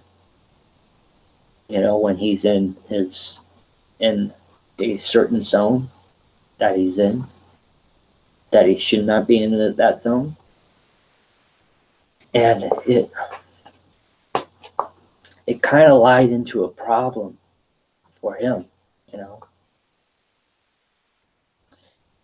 So that kind of got screwed up at the time. It wasn't right because at the end of the day, when that happened, and I think it was, I think so. Let me see something real quick.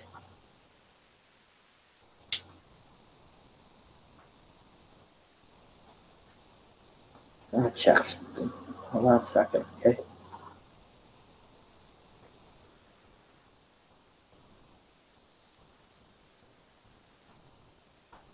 I'm gonna read this real fast. This is off the record. I'm checking my phone for the next 5 minutes.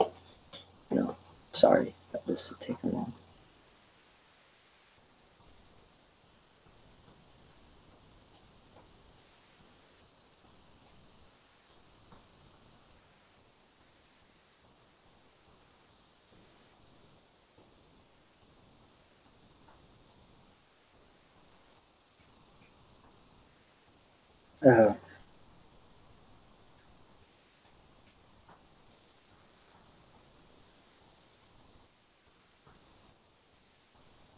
Yeah. So after we did the show and mission to Back Lounge in 2014, and then when we did get ready for the show for December, I stopped drinking in the fall of November the 28th. For reasons of my own and certain other reasons that obligate me to, you know, take a step back from what I was doing. And I kind of stopped a cold turkey, basically. And it stayed like that for a while. I didn't have any help. I didn't have anyone tell me, okay, well, you're going to have to stop doing it this period of time or set anything up. No, I just did it.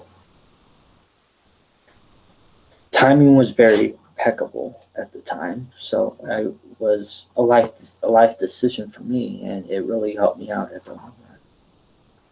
But as I stopped doing that, Landon moved out of his ex-girlfriend's house and moved in a friend's house that was doing what he had to do his thing. So Landon rented a room there, and then that's when we did that's when we started getting out and in at Dylan's place off and on and all that. And Landon was losing himself at the time while he was living there. All that. Like I said, he texted us a couple weeks before the show saying that he was not feeling well, he was sick, he been bedridden and all that. And it wasn't, I knew what was going on. I didn't know at the time, but now I do know that what he was doing was not right. It was the wrong time to do it. And he shouldn't have done it either way, because it shouldn't happen like that. But one thing led to another.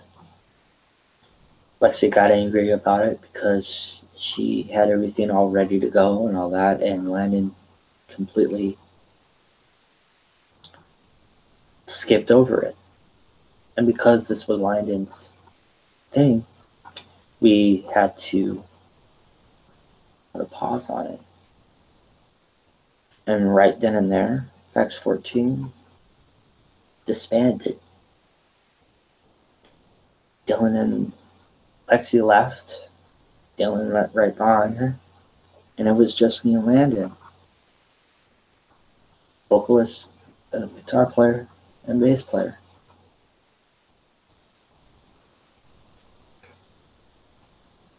After Landon found himself, that was before we went through different portions of our life. At that point, he moved out. He finally moved out of his girlfriend's house. He dealt with a lot of things there. I was watching a lot of his breakdowns, if his things that was affecting his life. I was there when it happened. I was there when Landon wasn't himself and I had to drive his truck back to his girlfriend's house. Landon wasn't himself when we went all the way to a show towards the 605 off on some stadium and all that, from a guy that was promoting these small outdoor venues for some things and stuff like that. That Landon met somewhere at a good place, and I met a lot of different people at that time. Plus, I was finding me, basically. I was in a good place when this was all happening. Knowing that I was surrounded by bad things, I was still in a good place because I was doing myself. I didn't let depression or anything like that affect me. I was rock solid at the time. And that's later puts to say, it's better left unsaid for that. So,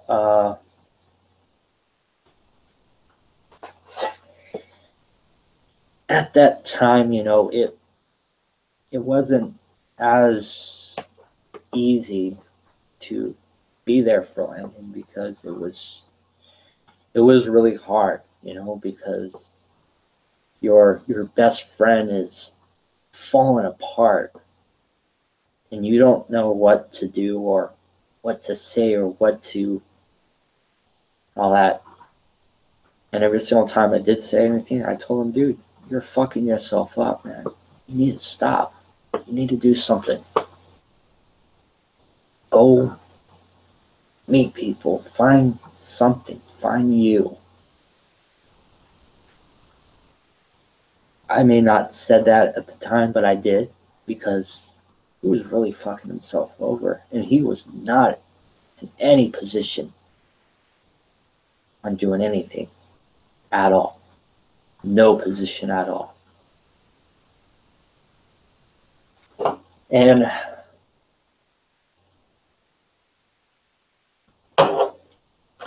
give and take, he was unwilling to accept that what he was doing was wrong. Till I said something. But then when he lost everyone that was close to him, every person he turned to, every person that put a hand out for him or anything like that, they tried to, help him, but he didn't want help. And it's hard to see someone go that far into the rabbit hole.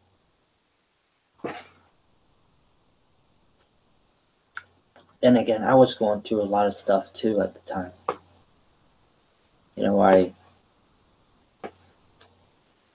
After I after I found myself and all that, I took my dad's car out for a drive a couple times, and I did little stupid things like that when I was under the influence, and those were the things, all that. So I can't say that I was doing any better, but it took me a while to put on some big boy pants and learn to take my actions and turn them into responsibilities for me personally. Because at the end of the day, that's how you become an adult. You take the wrongs that you make and you change them to try to make some of them right. Not all of them, but some of them.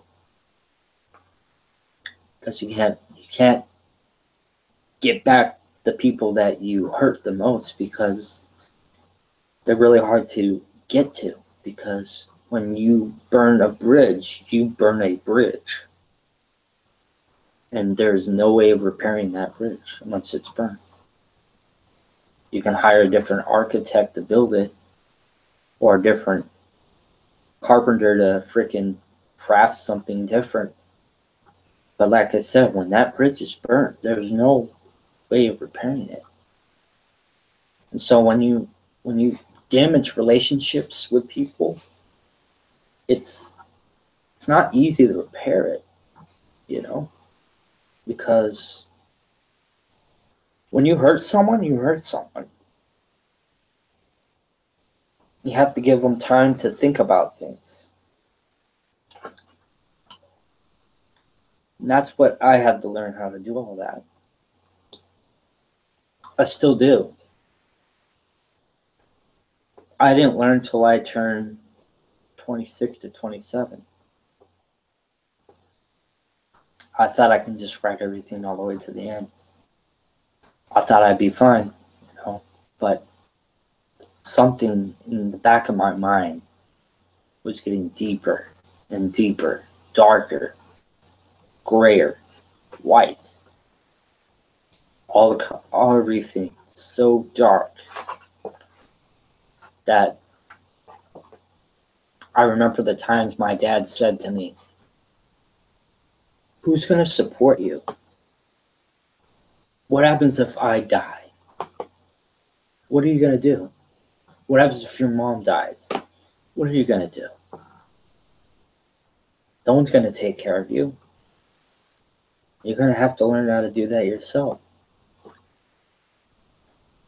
And it hurt to hear that from my own father, because the thought of thinking of both my parents dead is far more devastating than if I was trying to kill myself.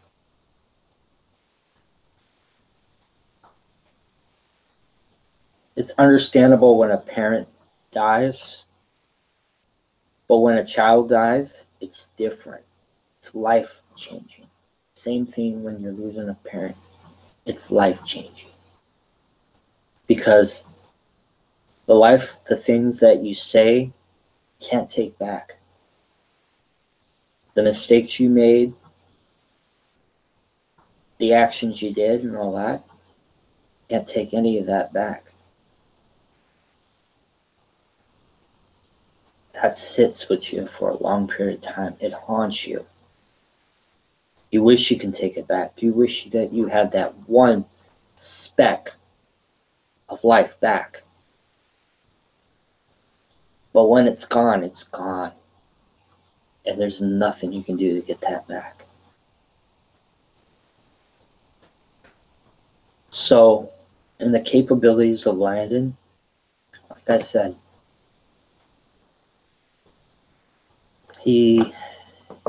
like you said, he wasn't well. It took him a while to get back to where he was at. It took a while for me to get back to where I was at. But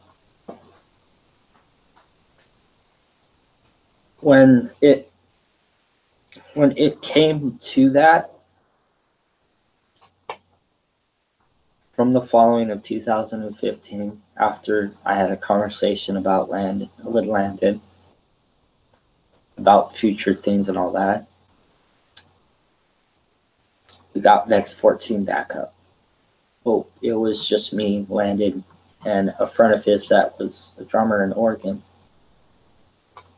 named Robbie. And so we did rehearsals in this garage. We got the songs down. It wasn't the same feeling with Lexi and Dylan. So it was kind of different. Landon was somewhat motivated. And he was still living with his buddy at the time. He was really having problems at the time when that happened. Because his buddy was falling off the same leaf too as Landon was. Broken, departed, scared. Don't give a flying hoot who's watching or who's doing what, all that. They're gonna do what they need to do to survive. They did the wrong things.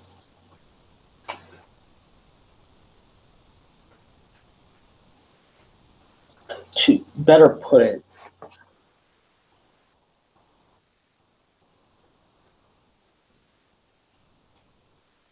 I had to put two and two together at the time because, you know, I'm a very smart kid. When I see conflict in people and all that, I know when to back off because I already know my back's against the wall at this point. So why force anyone to do what they don't want to do? So I left it alone. But when it came time to the music and getting down to it and all that, I had to say something. Because at the end of the day, it was my ass on the line. I was really putting everything towards the music. I was putting everything towards the band. I didn't have a kettle to piss in or anything like that, to say the least. But I was really pushing everything forward at that point. Me and Landon messed around with some recordings. We got a band together. We played 2 times at the Mission Tobacco Lounge. First time was great. Second time was starting to go away. In the middle of the session of playing the show, the second show in Mission Tobacco Lounge, Landon completely freezed on stage, forgot the vocals to one song, and just started improvising a guitar solo.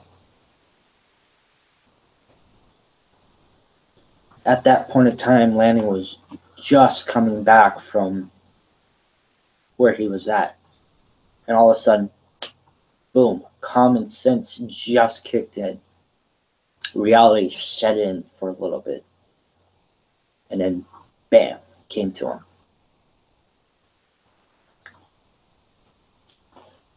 Right at that point, I was making a life decision too. I was making a life decision. Should I continue with this or should I walk away? Not saying that my friendship was with Landon for the longest time, but our friendship grew from playing music. When it came to personal life things and all that, we weren't really talk about that because I don't think you'll understand what I'm talking about, and I can kind of understand what he's talking about. Because he was an only child, and I have 2 siblings. He's much older than I am. I'm much younger than he is. So the idea of being friends was very, very short, but very, very interesting, because what kept us alive the most part was chasing this dream and trying to be the best rock stars ever, and play on a live set, on a live show with a live crowd instead of 3 people.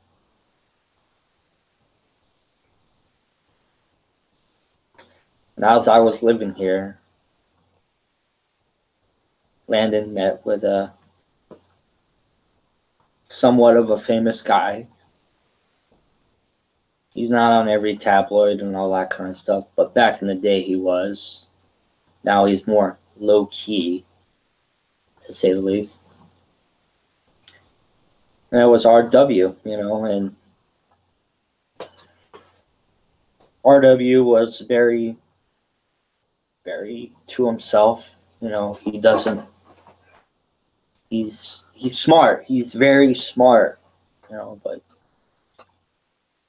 at wit's end, like people that are way too smart have too big of a brain. Not saying I'm making fun of him with it, but it's one thing that goes into one ear and out the other. So, RW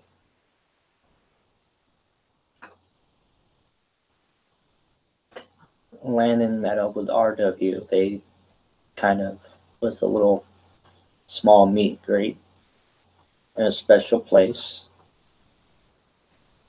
And that special place leading to somewhat of a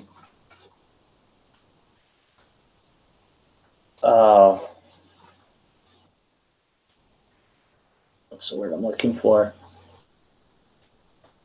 Serenity, basically. A special place of serenity, a more comfort zone where everyone is safe, calm, collective. Everyone gets along to be good to each other. People understand each other and all that kind of stuff. The special place.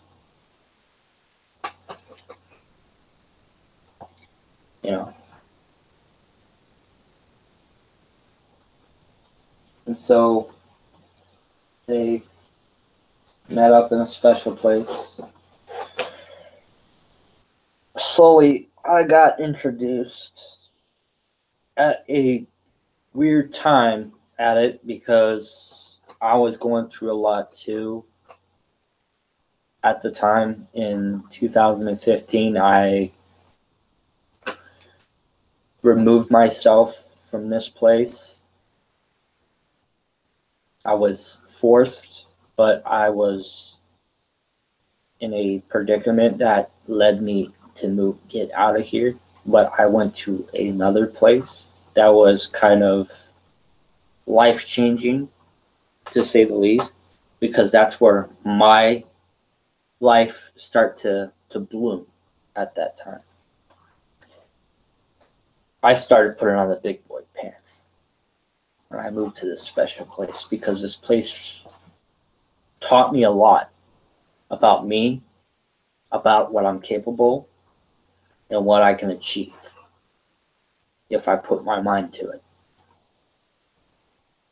And so it worked out to my benefit.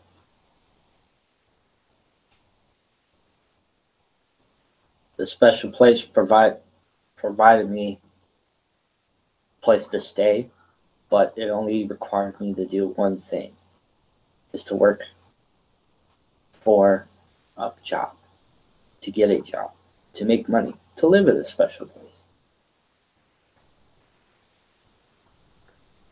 All my bad experiences of working with a lot of people and,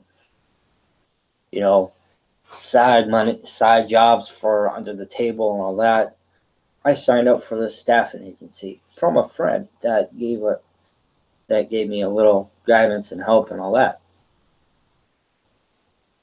This friend was friends with Landon, and Landon joined up at the same place I showed up. It was cool because it would just be me and him again, you know, like working at the same place, you know, getting to hang out again. No, and I like hanging out with Landon, you know.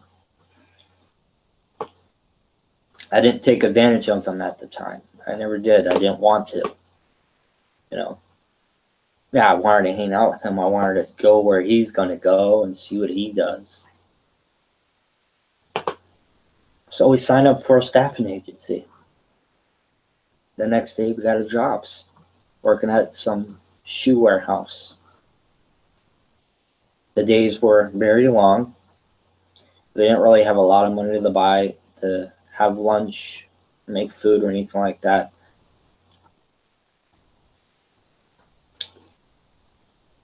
Things couldn't be any more bleaker at that time. I was going through some difficult stages and all that.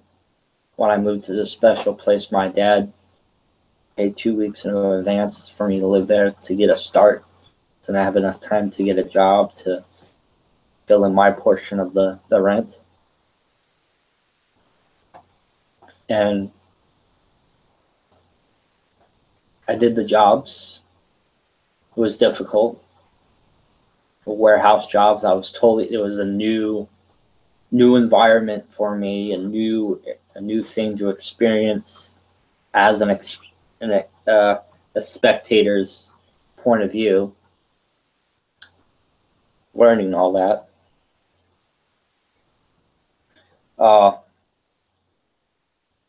So me and Landon were put in different places. Landon worked with another guy that was about the same height as him in one part of the a 52 foot container, and I was in a different container with a group of other guys and all that. And we're supposed to put these boxes with the same barcode, same PO box number, and same everything. And each PO box goes in a different pallet, so we have to pick up a big wooden pallet, put it down, put a sheet of cardboard on the bottom, lay the boxes in a certain pattern fashion, depending on the sizes of the boxes. And we did that for 8 hours a day, 5 days out of a week. I did it for 5 days. Landon did it for 3 days. Landon, one day we went to work. Everything was good, and all of a sudden he walked off. He went to the bathroom, and after he was done, he got in his car and drove off.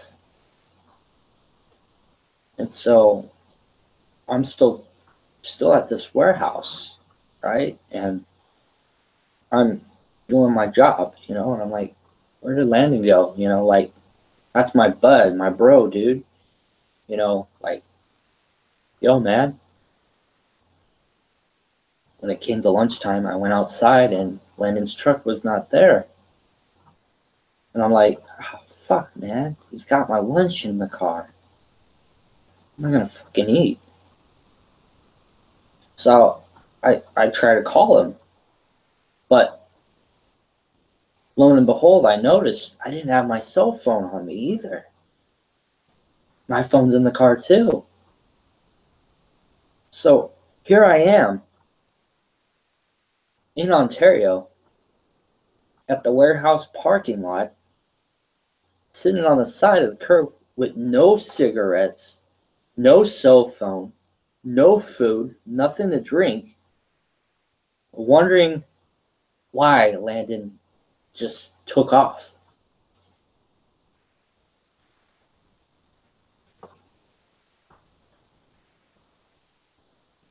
by the time I figured it out why.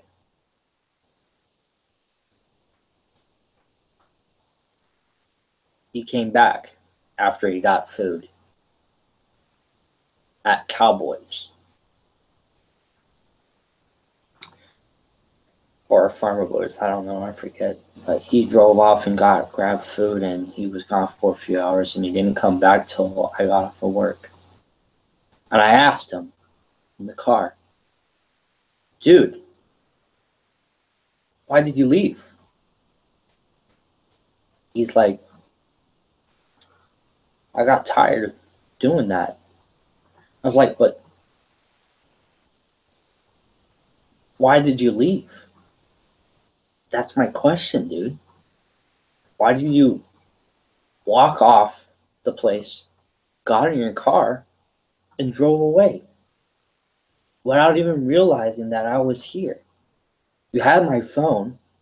You had my lunchbox that had food in it and my pack of cigarettes.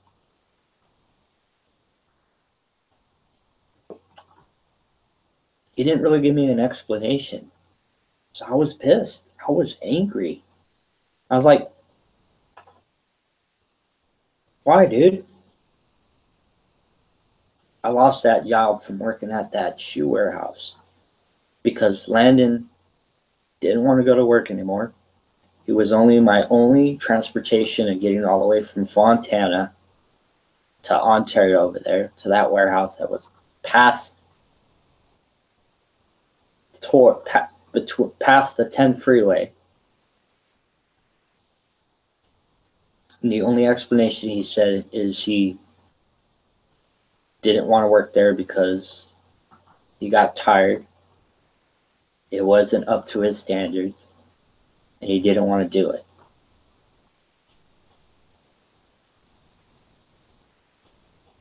And I'm like, what the hell? And just right then and there, that's when I started taking myself, take 2 steps back to think about me and Landon's relationship at that time.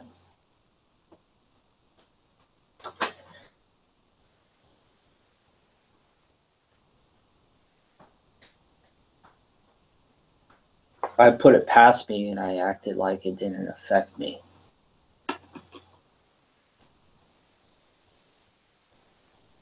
But it did.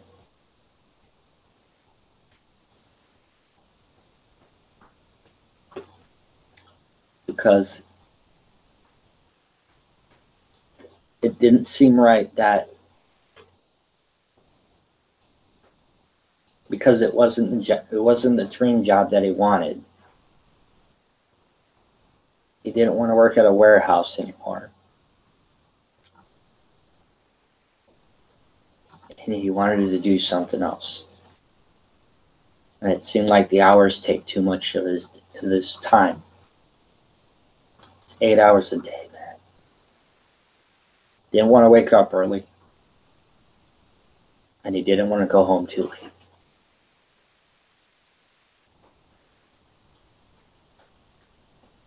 And I still didn't understand it at that time, so it was still kind of new to me. But when I worked at that warehouse, I was a whole nother person. I was like, yeah, sweet. I was sweating my ass off. But that's what you do when you do those kind of things. When you work for a company like that, you know, and it's time consuming. You're on the clock and it's time consuming and all that. You have to, you know, get at it, get fast at it, you know. Granted, there's first, second, and third shift at this warehouse, but we did the first shift. And granted, it was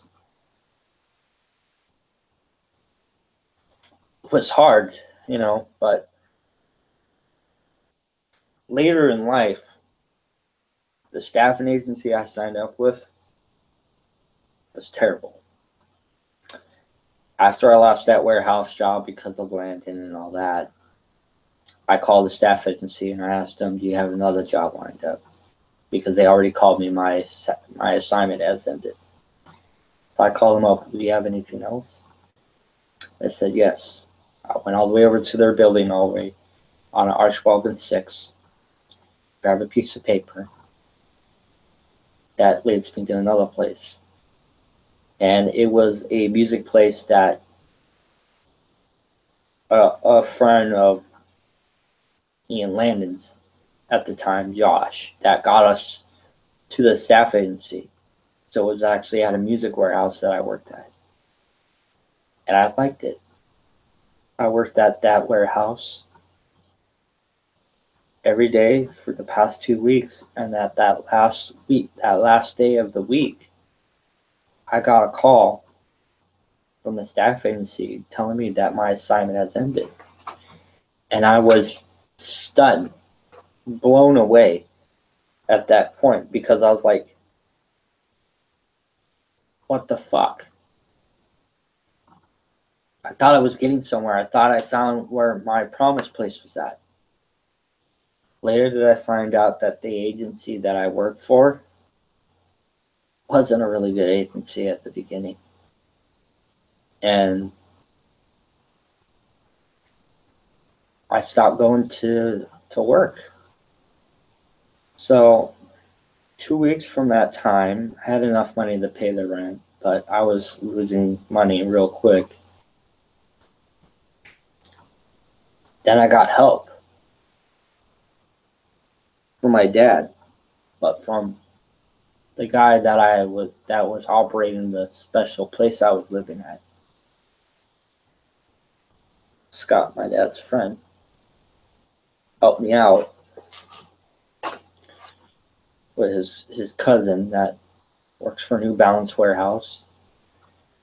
And his cousin told me, my dad told me what his cousin told him, that I have to go to this staff agency all the way in Ontario to work at New Balance off on 4th and Euclid. So at the time, we already knew RW. We were going to his studio towards Mission.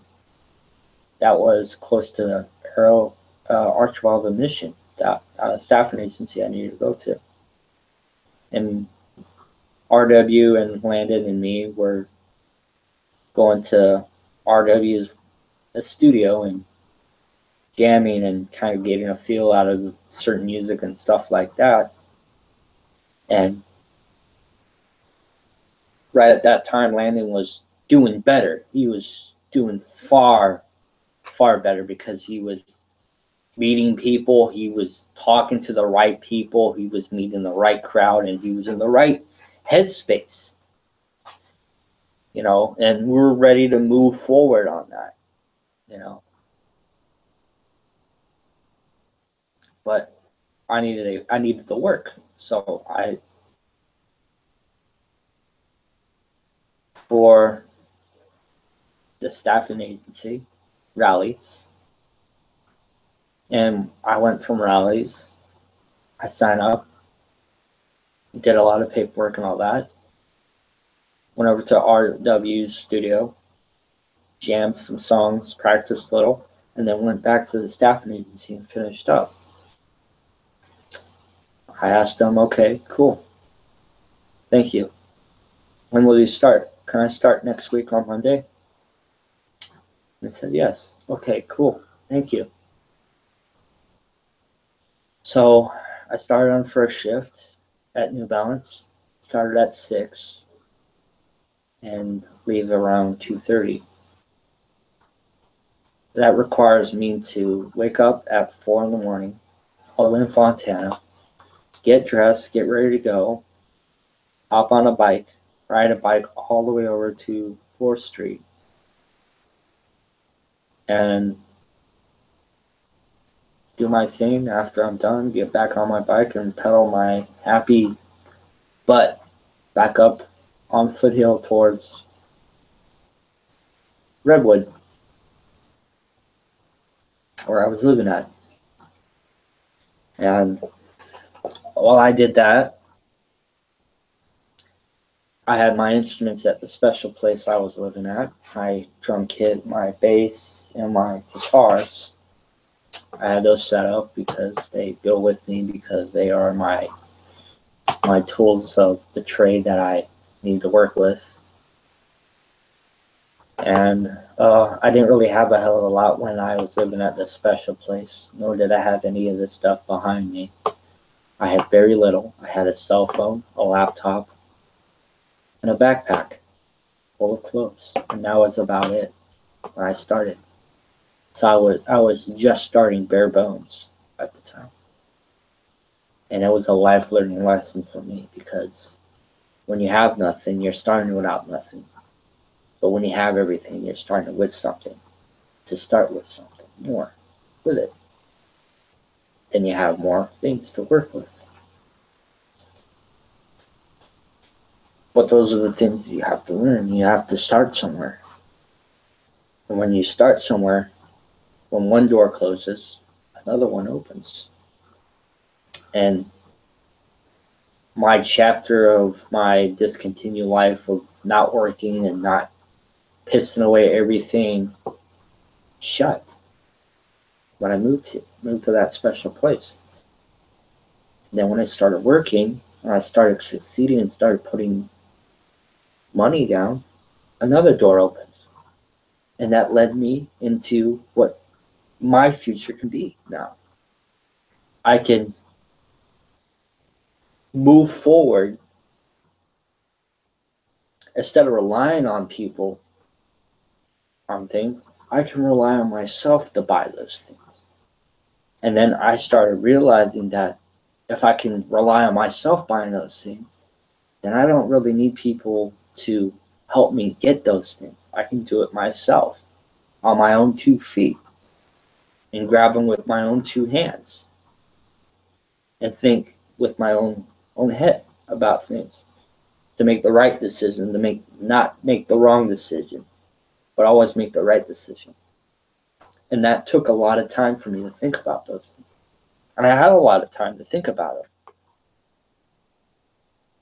So when it was working with Landon on with the music and doing this job, all that, I worked for New Balance for a whole month. And once I passed that 2-week period, I was like, yay, this is no ordinary staff agency. This is a long-term job.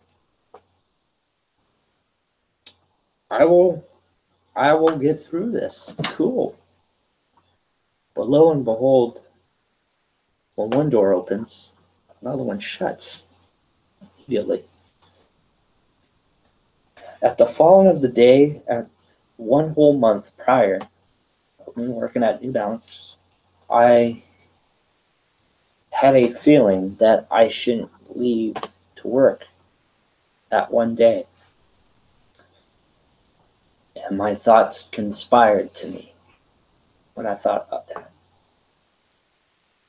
So I rode my bike down on Foothill, going towards Euclid. And I'd taken this path a couple times, crossing between a 4 intersect street. Well, dodging death wasn't an easy task. That day did come. Went through a 4-way street, and lo and behold, I met up with a white Lexus. Immediately hit the shoulder of the front of the car, hurt my leg, flew 15 feet the opposite direction of the car's coming. Only hit the side of the car, not the front of it.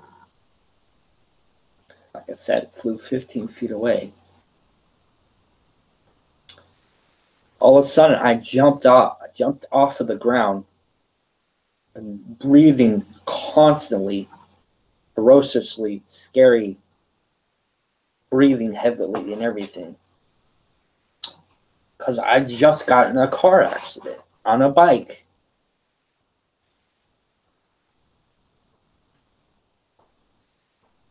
When that happened, my life flashed before my eyes right at that period.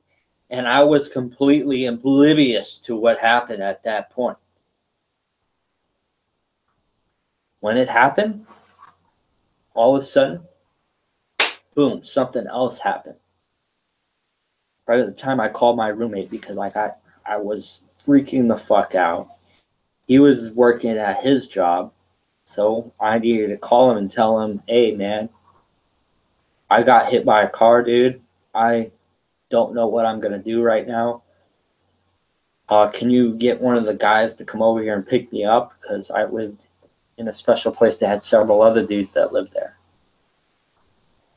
You know, and one of them came through, picked up the bike. The bike was fucking destroyed, was damaged. It was my roommate's bike. I fucked up, man. But the guy that picked me up on all that drove me straight to the job. I went in there, but my left leg was not functioning right anymore. Apparently, every muscle in the body and all that, the bloodstream or everything of the impact of what I hit the car on too and all that, everything puffed up. So fully my left leg was completely blew up like a balloon basically. And it couldn't move it, to say the least, because every single time I moved it, there was a ligament muscle on top of my kneecap towards the shin to my thigh right there that was interlocking it in place. So the first chance I got, I talked to the manager at the warehouse I was working at. I told her, I'm hurt. I got hit by a car. I thought I can get through the day, all that, but I can't. It's completely excruciatingly, I am in pain right now. I am sorry, but can I take a leave of absence? She said, okay, you just have to make I walked all the way from 4th Street off towards in the middle of Euclid, close to the 15 freeway, walked all the way over there with a puffed up left leg, all the way towards the end of 4th Street in Milliken, and called Landon up. I called Landon and I told him, hey man, I'm in very rough shape right now. I'm sitting in front of a coffee place, man. Can you come on by, dude? I got hit by a car. I'm not doing so good, dude. I think I need to go to the doctors. Right at that point, I had a real friend. Landon came through. He picked me up in his truck. He drove me to a special place to meet up with my roommate. I brought my roommate with me because I trust him, because me and him talked a lot. Told him things about me, and he's told me things about him. So we went to San Antonio in Upland. I went there. I signed up. Had the doctor check me. All that kind of stuff. Had no choice. And I told my roommate, I need you to call my dad. It was a decision that I didn't want to make. I didn't want to call him because I had a problem with my dad. And that's why he took me to this special place, because I thought he was angry at me. I thought he didn't want to have anything to do with me. I thought he wanted me to live my own life. But this was very important to me, and I thought maybe I really do need to talk to my parents. Instead of calling my mom, I called the first person that was closest. So I called my dad. I told my roommate to call him. After my roommate got done talking to him, I'm already in the doctor's office. They already look at my kneecap and all that. They check it, all that kind of stuff. They put a brace down. I'm on crutches. They gave me some medication. Right then and there, my dad walks up in the suit and everything else, completely fucking scared for my life. And right at that point, I realized that no matter how everyone hates you or whatever what and all that, you know, I had people out there that cared about me. My grandparents cared about me. My mom cared about me. Even my brother and my sister cared about me. My brother didn't really give a hoot's butt about me. He didn't want me to leave the house. He didn't want me to do all those things that my dad forced me to do. It wasn't my brother's intention to have any of that happen. He didn't want any of that to happen. But it happened. And things happen for a reason. And those are things that we can't control. So after I got done at San Antonio, my dad took me and my roommate to Walgreens down the street over here. Picked up the medication I needed to take. Talked to the doctors, gave them a PO box or a fax phone number to fax paperwork towards the staff agency that I was at, because I didn't want to lose my position and all that, and I left on good terms, knowing that it was 2 weeks prior.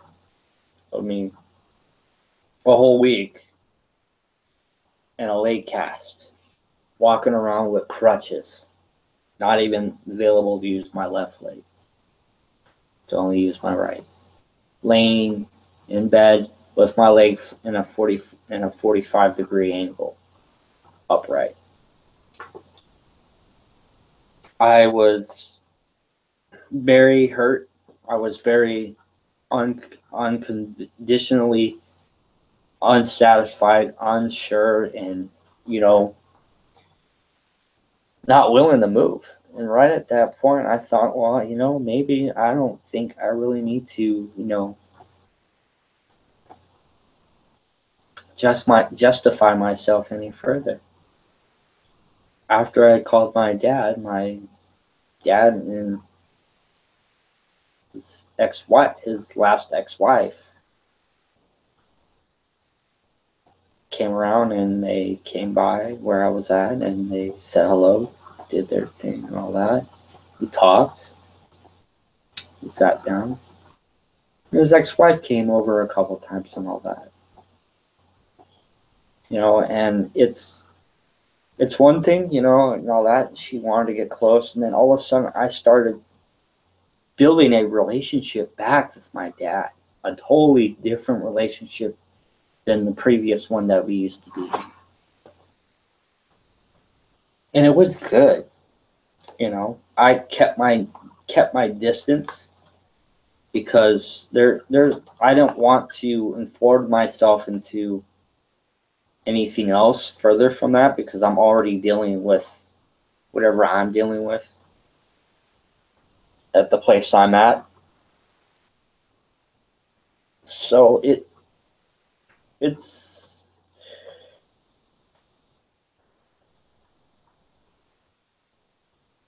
was perfect. I was good where I was at. I was great. I was buying my own groceries. I was buying my own things. I slept in my own bed. Well, I had to share a room with my roommate, but I slept in my own bed. I was doing me. I had money. I can go out and get some food. I can get on a bus and go all the way to Montclair Plaza or Ontario Mills or Victoria Gardens to go see a movie, go to stores, look around. You know, I can do those things. And after I got done getting healed up, I had a couple of years back, the apartment that I lived at, that my sister now lives around at still. We knew the guy that gave us the apartment when me and my dad were off and on our thing, off and on our trail of things and all that, was a friend of my dad. And back then he offered me a job and I turned it down. In 2015, from that time after I got hurt and everything else, he asked me if I still wanted to work for him, and I said yes. So I started the next day with him. Brand new, leg was still hurting. It was still badly hurt, all that, but I can function. So I took the Foothill bus all the way to Upland to go work at this apartment complex. I did that for several months, for 9 months. And then I got let go for reasons of my own, because I said the wrong things, or I did the wrong thing at the wrong time, or something like that. Whatever it was, it wasn't. It could have been handled a different way, but it went the way it went the way that it went. But the job I was working and all that was teaching me everything, like everything from installing a door, from painting a room, from installing a outlet to replacing a light bulb.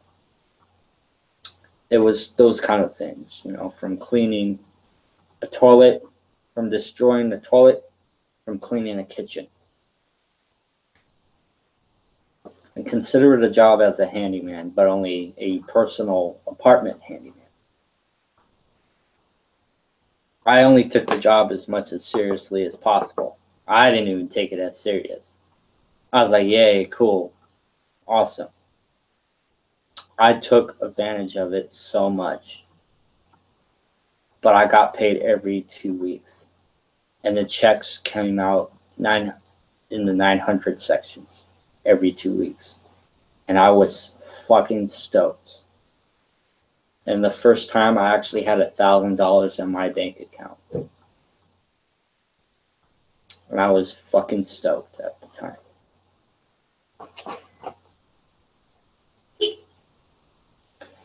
But in that time, I was still not, I was smart, but I wasn't that witty either.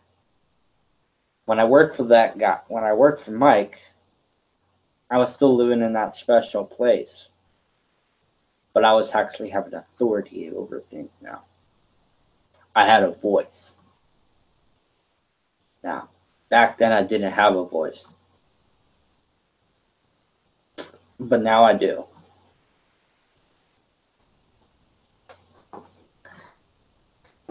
Prior at that time, I was working one day and I got a call from my dad. And it was a decent conversation, but it was a conversation that was long overdue to be discussed.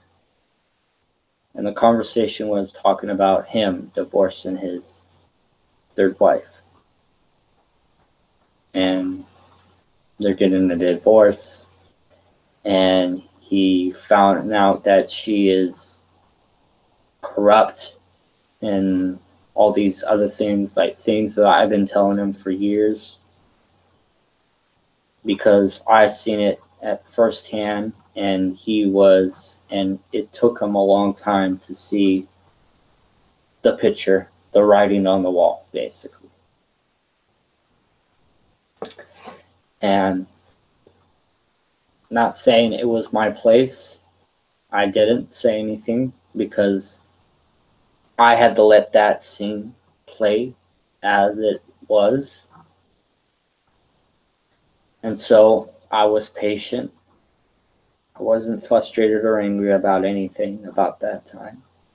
And I let it play as it went played.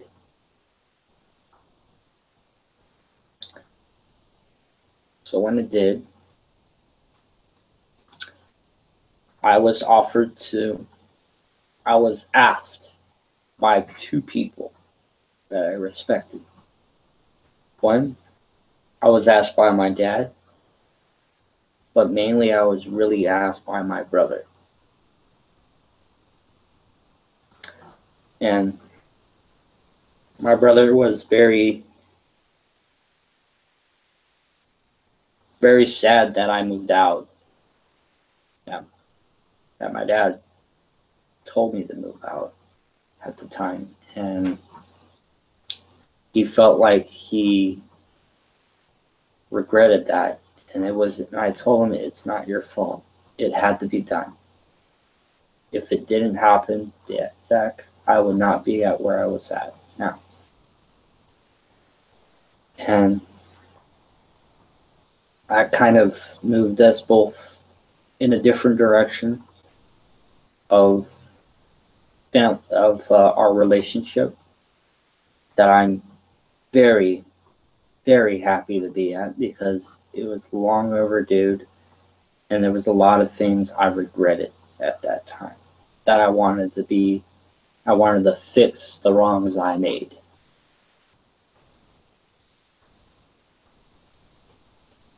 After I got asked to move back in, I started coming here and visiting my dad and my brother.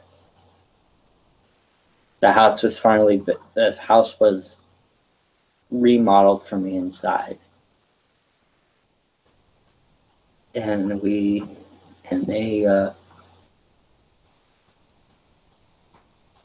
it was a weird time for me to come around here and all that. So yeah,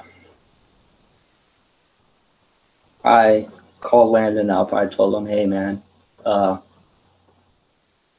got asked to move back at my dad's house. It's like, cool, dude. I live in Rancho myself too. Landon was living in a couple places at the time. He lived all the way in Rialto for a while. And then he moved into Ontario. And then he met his wife-to-be at her parents' house in Rancho. And he was going through a lot of things way too fast at the time. And I don't think he was prepared for all of it, but I think he was quite ready for everything. And when I was still living at that special place and all that, we went to RW's show, and RW talked to Landon about it, and they both came up with an idea of Landon proposing at RW's show. So this all took place in San Diego. I was there. I enjoyed Landon's wife and him. Went behind stage at RW show. Enjoyed it.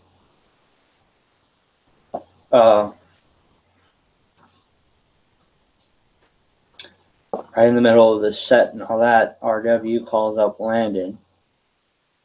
And then Landon pretends gonna sing a song that he wrote for his wife. So brings his wife up on stage. And right then and there, in front of a crowd of 50 to 40, I think 50 or 70 people out in the audience, proposes right on stage. And prior at that time, they met a couple Like not even a month. They met each other, and all of a sudden he proposes. So like his life was going real quick, you know. I don't think he was, like I said, I don't think he was prepared. You know, he made a decision. That's clear as day. You know, when you make a decision on proposing to someone and you're gonna marry someone, then that's a very big decision. You know, drastic measures call for drastic.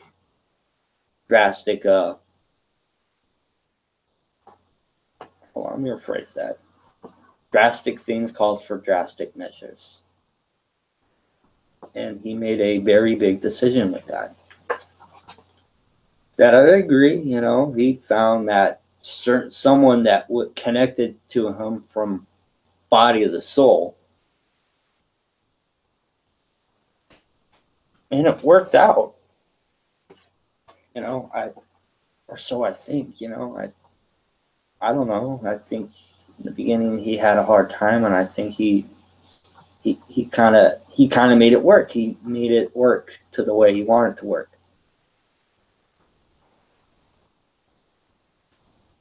And so that time, they were living in at her parents' house in Rancho, not that far from here.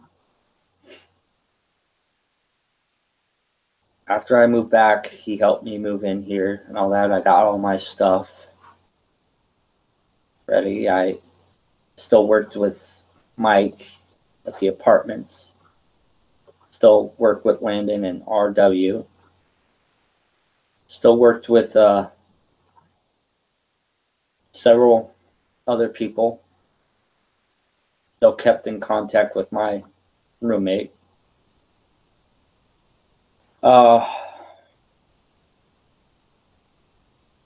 Yeah,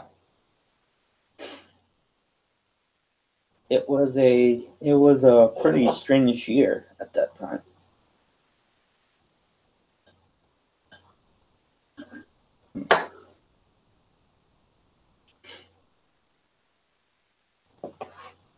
From 2015, from 2016, this is where it starts to get kind of fuzzy and confusing.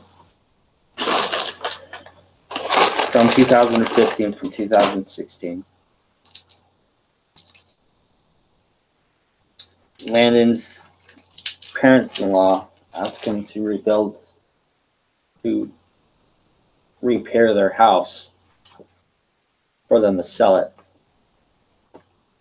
So Landon and his wife and his wife's 3 kids had to get this house fixed up and figure out where they're going to be living at for the next step.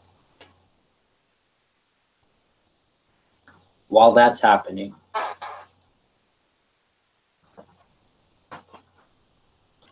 Landon needed to take a leave of absence from the band for a little bit so he can put everything together too. RW was coming and going as please. He's always busy doing things.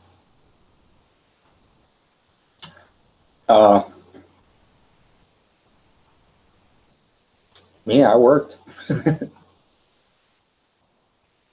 Worked all the way from 2016, from 2015, from all the way from June. I think from June, I'm not sure. I did a hell of a lot at that time. But anyway, after Landon got everything set up, he got the house fixed up. They started posting, putting things together. They're starting to look for places, and then they found a house in Fontana. I mean, in Victorville, a very long ways out from Rancho, you know. And it was a big decision to make because it's in the middle of the Goonies, because you're in the middle of the Bahama deserts. Fucking hot as hell out there. So it is. When that happened, RW had some shows getting booked for his band. And he offered us to headline for him. So we did. There was 5 shows booked for that. There would have been 6, but the timing, the guy that was doing the 6th show didn't want to, and it was too early. Timing was different. He didn't know who we were or anything like that. Needless to say, we have 5 shows booked for RW's band. And so we got rid of the name Vex 14, and we all agreed upon Minor Rockstar. Now, most people could say that Landon writes all the lyrics and all the music too. That Steph says, yes, that's true. RW can swear up and down that he has nothing to do with the direction of the band or anything like that, because all he was is the producer and the drummer, and that's it. Anything else that he qualifies in and all that kind of stuff, I get it, that's fine. He has a band of his own. He's done it for years. Why do it again? That's cool. He tells me and Landon about stories about his record deal back then and how the falling out between Virgin Records and why everyone jumped over face on things and the depression on the music business and how hard it is and how it's better to be self-supported and stuff like that and how he does it. And Landon took all that to heart, you know, and Landon took RW as like a bestowing figure to him, because to Landon's eyes, RW is the farthest, most famous person that's done it all. Needless to say, that is true. That is the case because he has done it all. But RW's way of how he pursues his musical dream and how hard it took him to get to where he had, his thought process is, you're always going to strive for something more solid than yourself. If you don't have the people to back that dream up and all that, then you should push them to the side. And if they don't want to do what you want them to do and all that, because it's yours, your thing, they're expendable.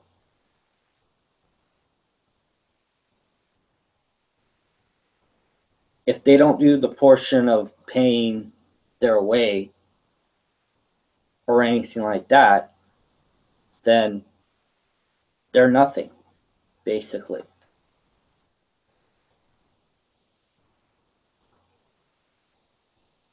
And when I heard those words from an historical figure, not a historical figure, but someone I kind of looked up to at a certain way, I didn't really listen to a lot of his music at then until I met the guy.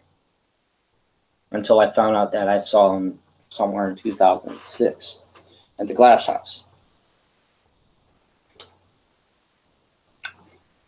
And even that was shy from that time, you know. And when you get into bands and stuff like that, especially when they're from the underground, you know, and they were out there for a little bit, they had all this fame with this little bit of time. It's questionable. But let's be honest here, you know, like this is my story, you know. And I'm going to say it the way I'm going to say it, because at the end of the day, it was brought to my attention like that.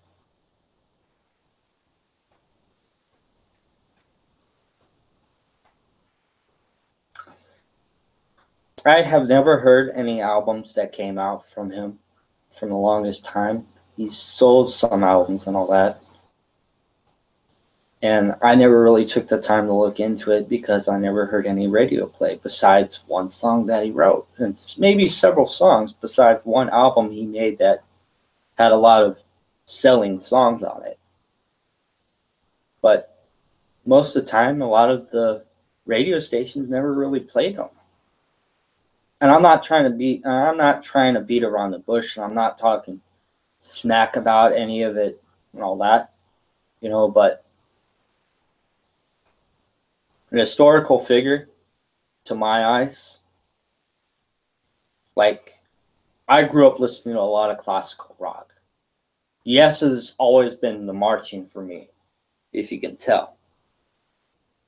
And a lot of the classical music and stuff like that, you know, things that I listen to on the radio, you know. If you're on the radio, I'll fucking burn your disc or download something of that, you know. If I can hear it and I like it, I'll download it. But I never knew the guy till I seen him in 2006, and then all of a sudden, boom, he comes right in front of me. Start shaking hands, start talking to the guy, you know. And I go back to saying, you can't judge a book by its cover, you know. And I never do that for anyone, you know. I have my opinions and all that, you know, because I'm unsure of things, you know. It's like I said, I do take 2 steps back once in a while when I'm thinking about stuff. Now, the time that was different. I always thought, okay, cool, let's just go for the first chance. Nowadays, that's different. I just go for I make smart decisions now. I have to make smarter decisions now. Granted, that when you have something like that that's come to you,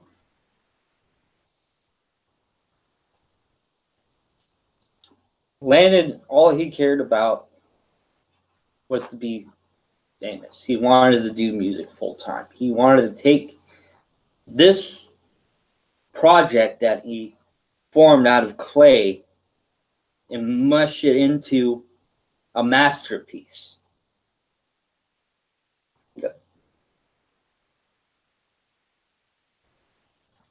When I was being a part of that thing that he was clean,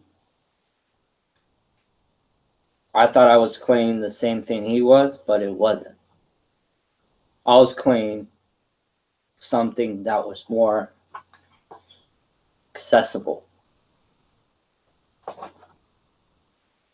But I didn't think about it at the time too, that it's not about you picking up a guitar and writing a riff.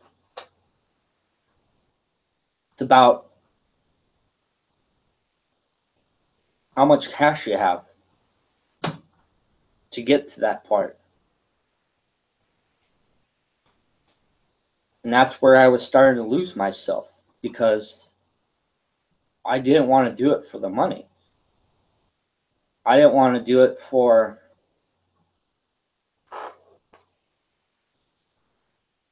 paying for something that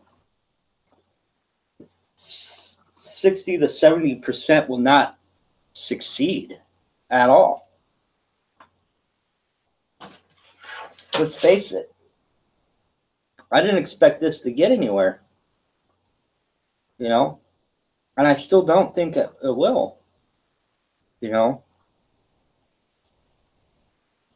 I'm holding something that costs $3,000, and all it is a plastic case with a two-sided paper on it and a disc.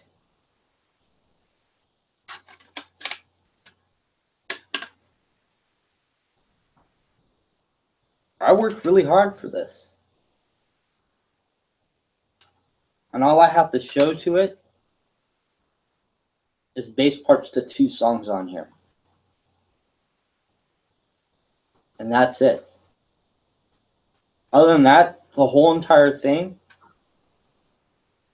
I have nothing to do with it. The reason why I said that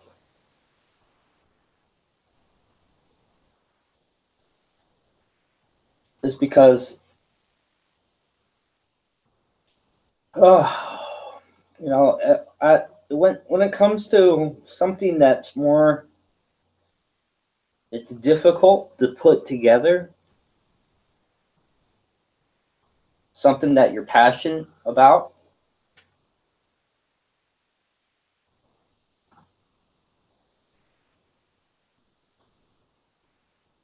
but I don't know. I like the older songs better. They had life into them. These they turn into monsters. I don't know how I feel about this.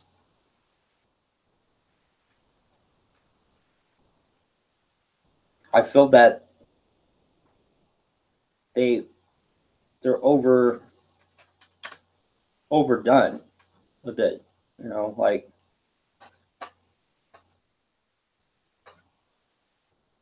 it feels like there's like 6 people in the room who made this. And there's only going to be like 3 people on stage, maybe 4. You know?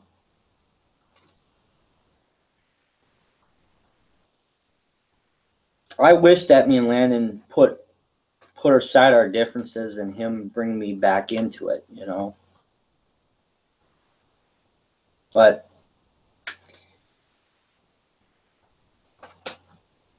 who knows, you know, like at the time it wasn't like that.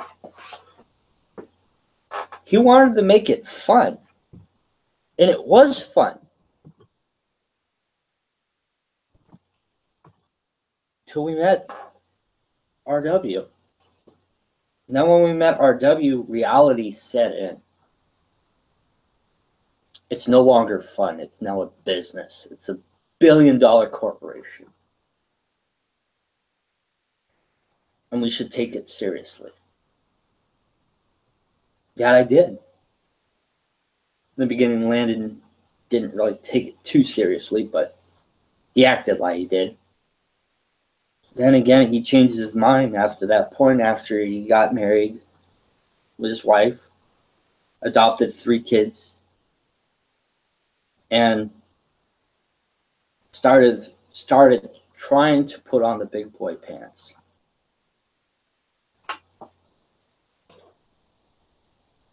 You know, you find ways to borrow money from people, you know. I wish I can put more into it. But you know what? I own this brand right here. And the reason why I own this brand is because there's $100 that still sits pending on that. This may be Landon's, but it's more his than it is mine.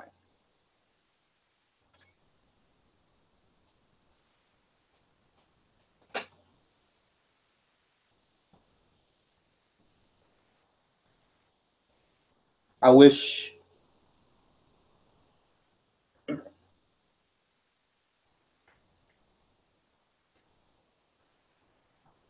I knew the things I know now that I wish I knew back then. Or the things I know now, I wish I knew those things now back then, basically. So, in the time when Landon, RW, and me thought of the decision of turning the band from Vex 14 to Minor Rockstar, I was in the room. We had that conversation. I wanted to be a part of this. Landon wanted me to be a part of this. Knowing that RW and Landon go off somewhere and have a conversation because, like RW keeps on saying, you know, it's Landon's band.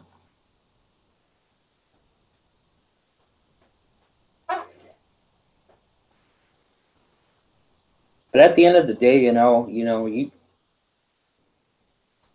you think you work really hard for something, but all of a sudden it comes crashing down because the mold that you make is like holding a ball. You have to hold it soft. Can't crush on it like a fist, nor grab it or anything like that, but you want to hold it firmly. That's how I feel about this. I feel like I always had it firmly in my hand. The grasp of holding it in my hand firmly. But every single time when I had it firmly, someone else had it firmly before me. So that made me lose my grip on things.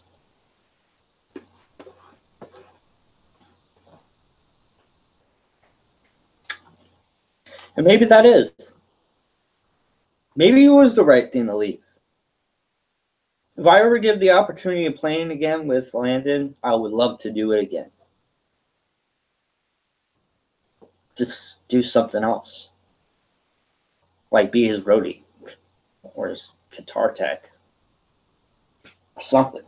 Or play lead guitar or rhythm guitar. I didn't play rhythm or lead. Or play bass. Who knows? Be the lead singer of a band. Or his. Who knows? All I know is I'm at the point where I'm getting too old for this shit now.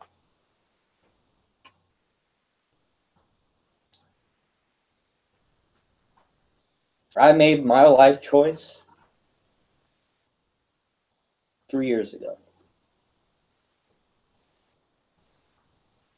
Before we met RW.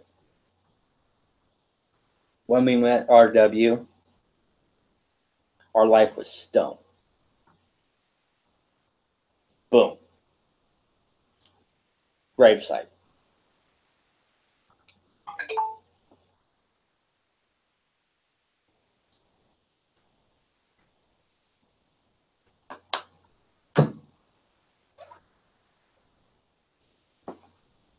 I felt like I was stuck. I worked really hard. I worked the job really hard. And the times that I tried to make plans to do this, to get to it, to play something, to write something. And when I offered the chance to write something with Landon, it was never given to us because the time was too subtle, or it wasn't the perfect time, or we didn't really meet on the right path.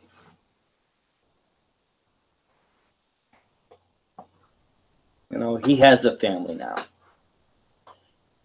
And same thing with RW. He has a family too, and I don't have anything except this desk, except this phone, and except this laptop. And anything else that's in this room. The car I drive,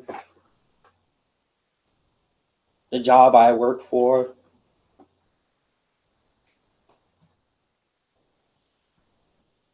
I don't have anything to keep me sane anymore, to keep me going. It's not like I'm going to go to church. I don't have the time for that. I don't have the luxury. And it's not because I'm a pacifist or atheist or anything like that. I'm not. I believe in God more and less than anyone else that's going to ever see this. I have my reasons why I don't go to church. They're more my personal reasons, because I don't find a reason to go to church. And the reason why I don't need to go to church is because I think to go into church is not going to make me think any different of God or Jesus. And I'm not trying to get spiritual over here or get to preach about anything, but what has God ever done for anyone besides give you a piece of bread, that firm taste of wine, or that glass of water off the stream, or sitting on a cross with 3 nails strapped on you? What have we accomplished when he was sitting up there? How do we know that anything that we do is different? How can anyone be a perfect Christian or a perfect Jew or a perfect anything? No one's perfect. Right? Right. But at the end of the day, the thing is the most and all that is we have to look forward to each other's point of view. You can believe in one thing, or you can believe in 2. The one thing is there's a power greater than you. Or you believe that you have an angel watching over you at all times, knowing sure well the big guy is always behind you at all times too, because he's watching everything you're doing, every mistake you make, every right thing you do, every wrong thing you do, anything you do when you start to crawl, all the way till you start using a cane. That's the thing I'm trying to get at. Is what possesses people to realize that there's not always going to be a God behind everyone's shoulder. Think about it. The world we're living in right now is turning to chaos. This is the time to go to church. Of course, it is the time to go to church. But political views could be different. No one is full sure what it's all about. Needless to say, let's get back to my story. Yes. After talking to RW and Landon about changing the band from Vex 14 to Minor Rockstar, things started changing at that time. RW started giving us shows that were being booked. Landon was living in Victorville, and I was living in Rancho. And Landon brought in Josh to fill in the other guitar part because Landon can't do all the guitar parts. So we brought Josh in. So it was me, RW, Josh, and Landon, all in RW's studio, practicing these songs. Once we got all the songs down, we got real tight. Practice once, that was it. Next time, practice again, that was it. That's how RW does it. And that's how he's done it for all these years. But we're not RW's band. And I wish Landon can think about that for a minute.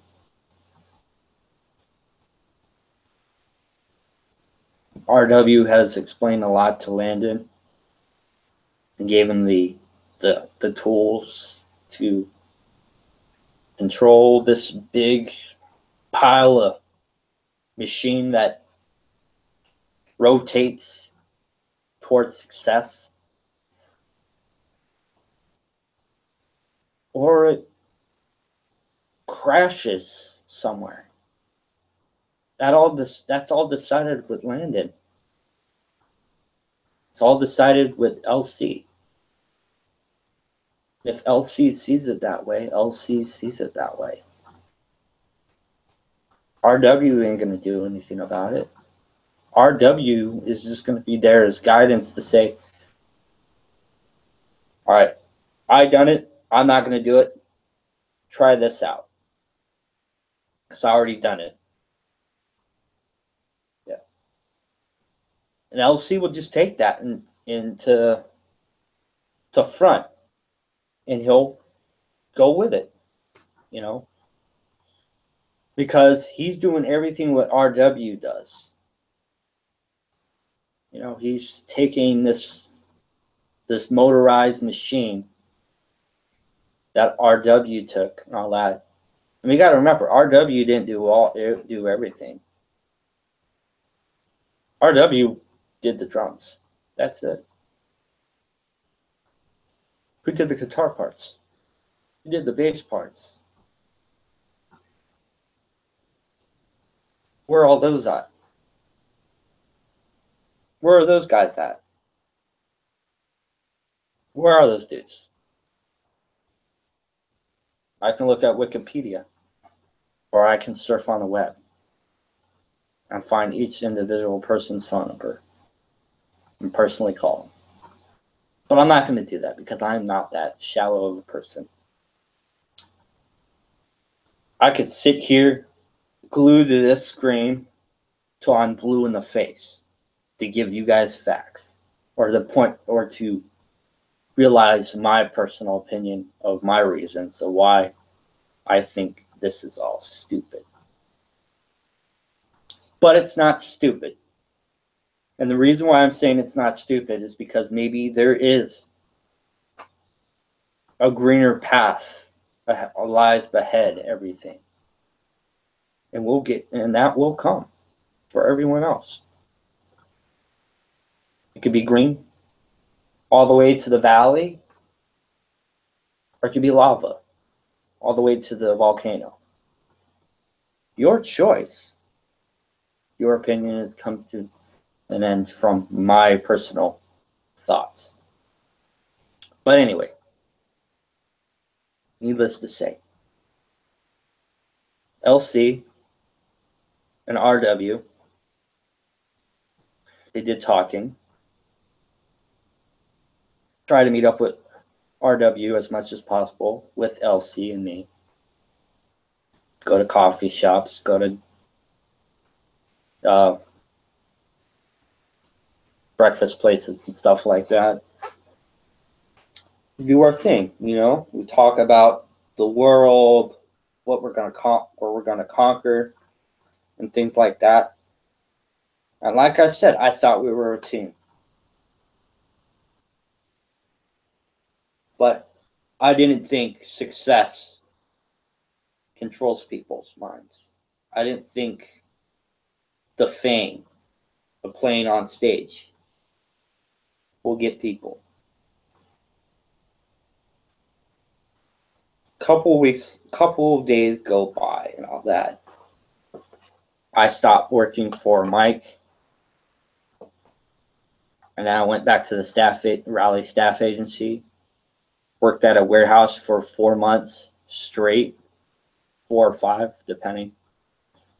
Then worked at another place for 3 days. Then worked at another warehouse for several days, for several months. And then after that was said and done, I lost my job, got my last paycheck, and then I got offered another job.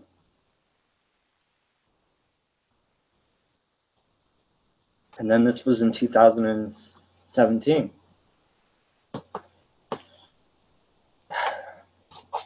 And this is going to be kind of hard for me because this is where everything comes to an end.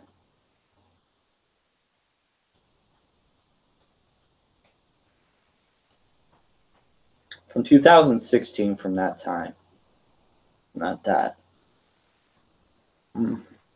my brother lost his sister.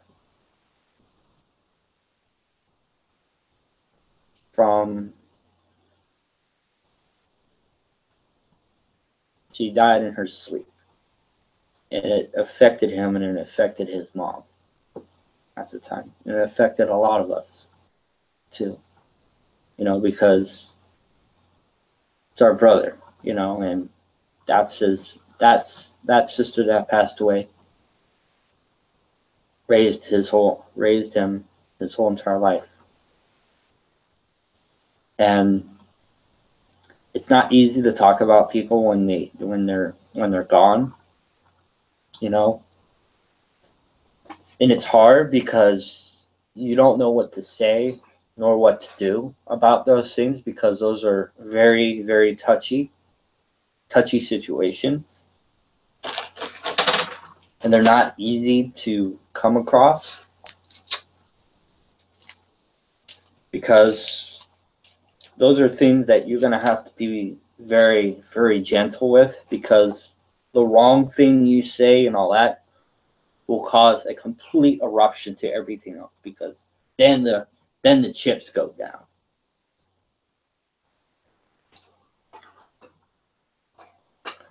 So my brother lost his sister in 2016 in August, I think August the 13th, at the age of 19 years old. Shy of 19, actually.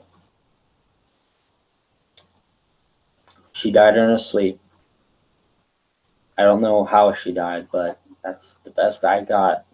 You know, it's not something I want to talk about personally, but like I said,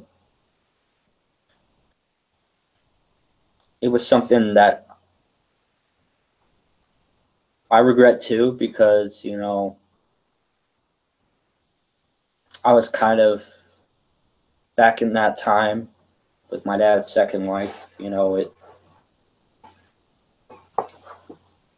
there was a lot of confusion at that time. You know, a lot of things that didn't really settle at that, because my mom divorced my dad and my dad divorced my mom, and, you know, I felt at the age of 10 that a lot of things were my fault and I had no control over it, and I had that thought and mentality in my head that it was always about me fucking everything else up. After that, my mom got with my stepdad, and my dad met up with his second wife, and, you know, it kind of, things went that way. So there were two different worlds. So my world with my parents split into two. And I had my sister that was with me too, that went through that with me. All that, we always went from dad's house to mom's house to mom's house back to dad's house. At mom's house, it's me and my sister, but at my dad's house, it's another brother and 2 other sisters, plus the other brother. So it was difficult to live like that. Like I said, we were like the partridge family.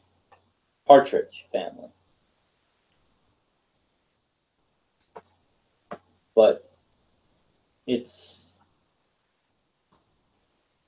like I meant, it's a very touchy situation because I have history with all these, with my dad's second ex-wife's family.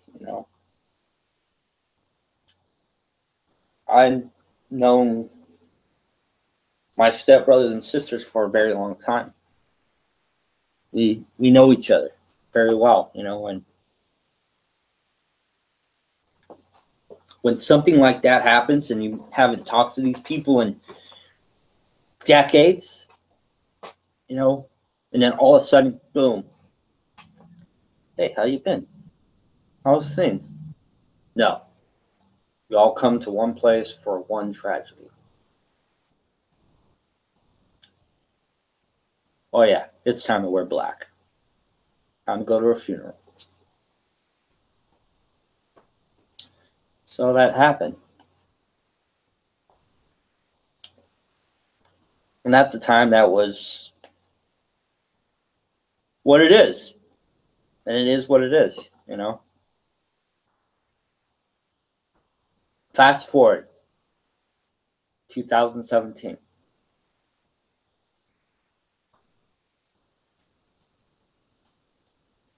I lost my job at the staffing agency. My dad's buddy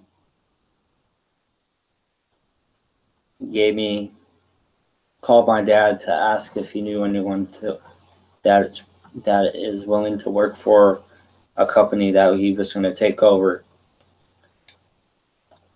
My dad brought my name up because I was unemployed. Right at that time, I was getting ready to start work. RW and LC was ready to finish the recordings on the EP.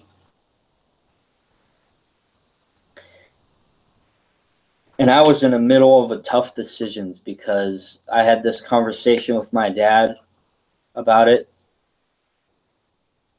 And this is how this conversation went. After my dad told me about the job that I was getting offered, I was willing to go for it. After I got the call from Landon and RW,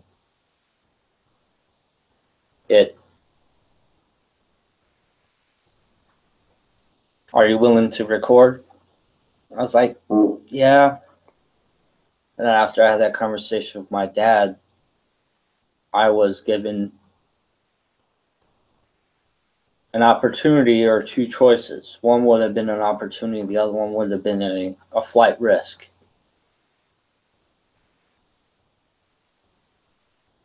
But at this point, I already knew where my head was at. But I kept both options open. The next day, I went to RW's studio to record the last parts of the bass tracks for one of the songs on this EP called Postcard. I already practiced my parts, got them all dialed down, and came up with some different melodies to kind of fill in the gaps for that. But I always do that because I thought maybe I can give the song more into it. But every single time I do record the song and all that, it's different when you play it live. But when you're doing a recording, you have to stuff everything all in one finger push.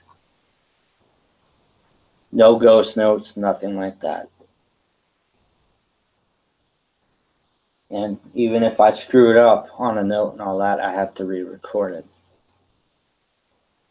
That's fine because when you want to get it as perfect as possible, But with me, I feel if you play an instrument and all that, there should be a little flaw, mistake in some things, because not everything has to be timed right, I'm guessing at that time now, that's how everything is, Everything's too perfect. About a little bit of rawness, a little bit of mistakes here and there. Because if there's no mistakes, it doesn't feel right. It doesn't feel real.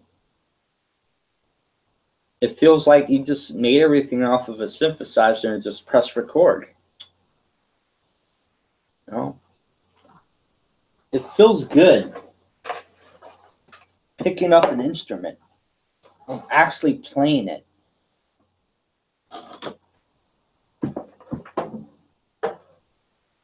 And that's what I did with all my instruments. I love playing it. I love learning new things on any of them.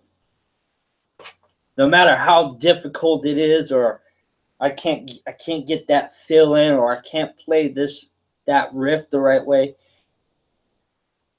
But I try, and I try, and I work really hard at it, and I really work hard at it.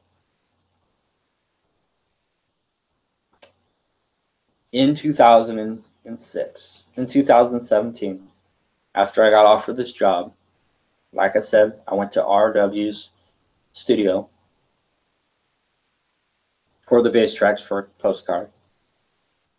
After we got done doing the recording, I sat down and talked to LC, RW, and AW. That's RW's wife, AW. And I sat down, told them, hey, you guys got shows booked up and all that. That was the other kicker too, is they had shows lined up. And I was afraid I'm not going to make them because I have this new job and I need the money because I need to pay rent for my dad and I need to do all these things.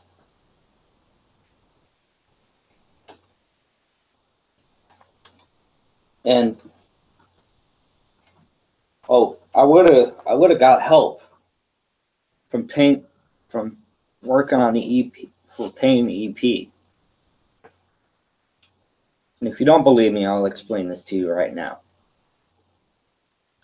The reason why my dad didn't want to put any money down for the EP is because somehow, deep down inside, he thought it wasn't going to work out. He thought Landon didn't have what it takes to be a rock star. And as the good friend I was, I stuck up for him for the longest period of time. Tell him, oh no, he's getting good. He's starting to learn. He's doing better on his pitches. His guitar part's starting to get really good.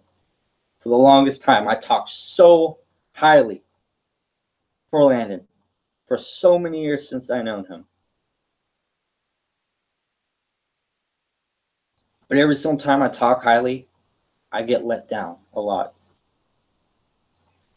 Because the things the people talk about that they know him for that, I knew him differently.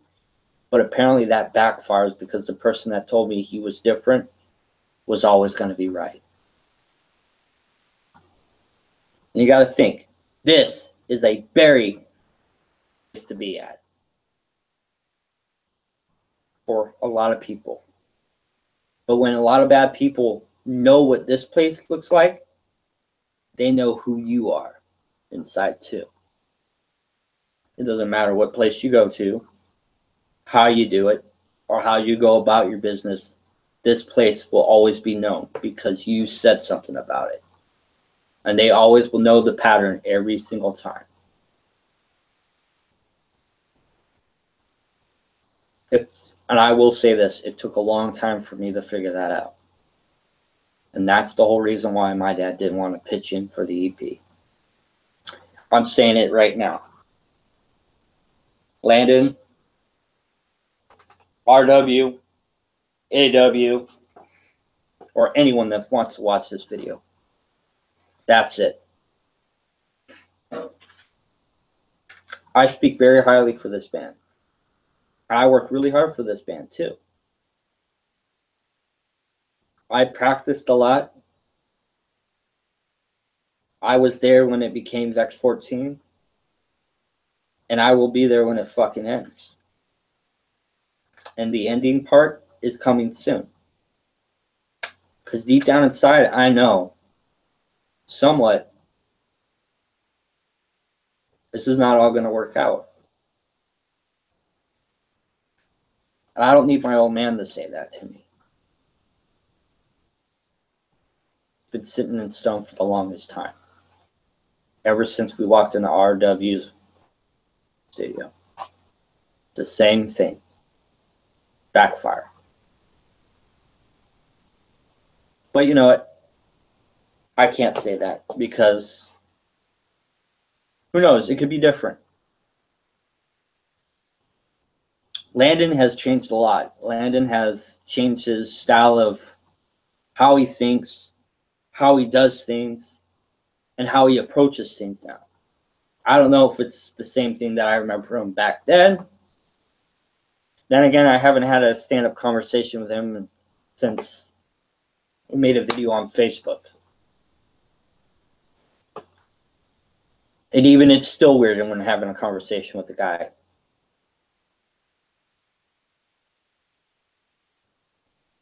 But after having finished talking to him, RW promised that he would talk to my dad about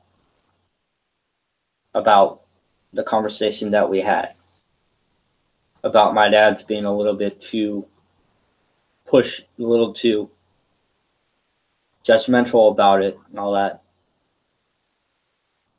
But he never had that conversation with him. And I felt let down from that too. So I had to grasp straws and did it my way. And I had to do what I had to do. I thought I had them both to back me up, but no.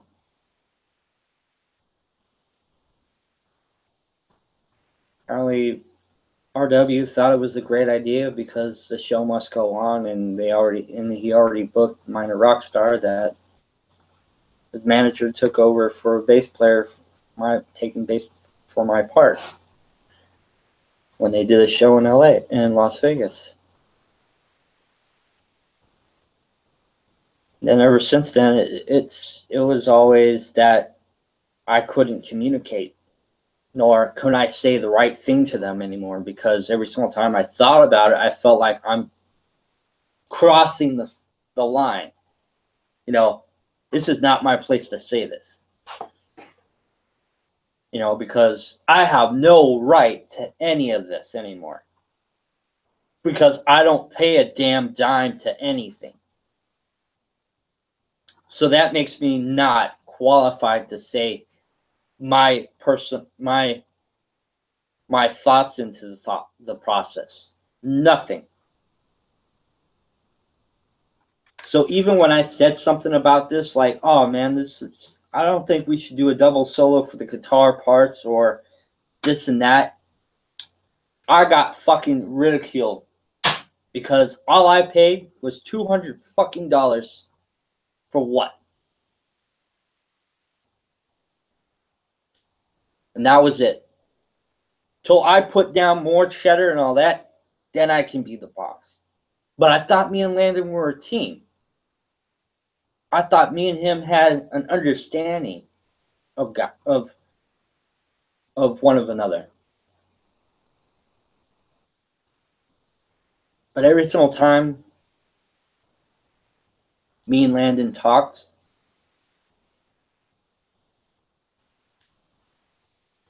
I felt like Landon take RW's word for it than mine. I'm nobody. RW is somebody. He's done it all. Me? Haven't done squat. I don't know anything.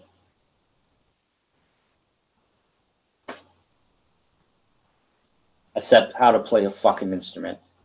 That's it. Because I don't write my own songs. I don't know anything. I don't even know the first thing to fucking put pen and paper together. But you know what? I'm a very smart guy, and I'm a very smart kid. And right at that time, I'm already working for this company. And I was happy working for this company. And I wanted to pursue music so much too. I wanted to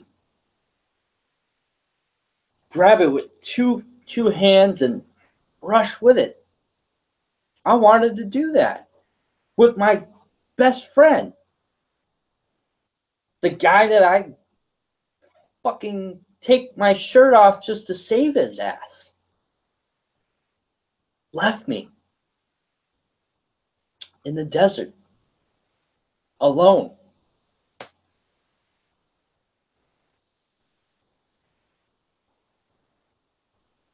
They say if you want to be a real friend,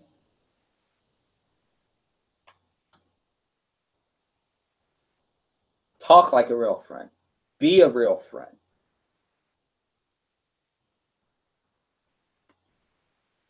Don't be some guy that wants to take the high road. Take the low road once in a while.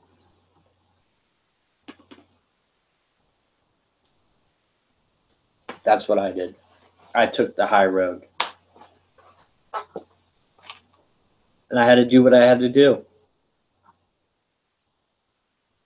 When it came time to do the show in LA, I'm already exhausted. I already promised I was going to play. And when I did, somehow my best wasn't good enough because I didn't practice. I didn't take any of this stuff seriously. Then all of a sudden it gets blown in proportion to me. And ever since the show in 2016, Landon thought that I was different. That may be so.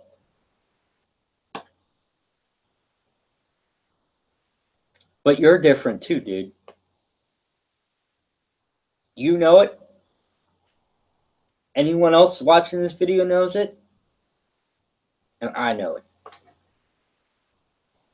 Because I know you.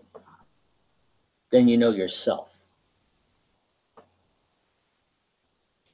And that's how I see it.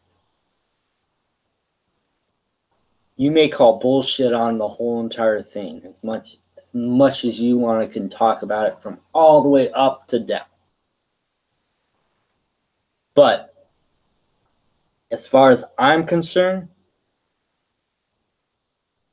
I know and you know that where we lie, we're not done just yet.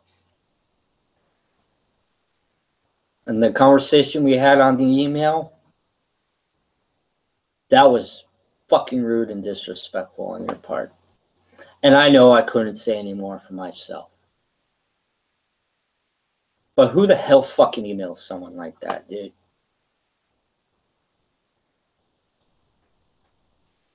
Because if that's the nicest way you're going to say, hey, man, I know we had a good run, but you're cool and awesome.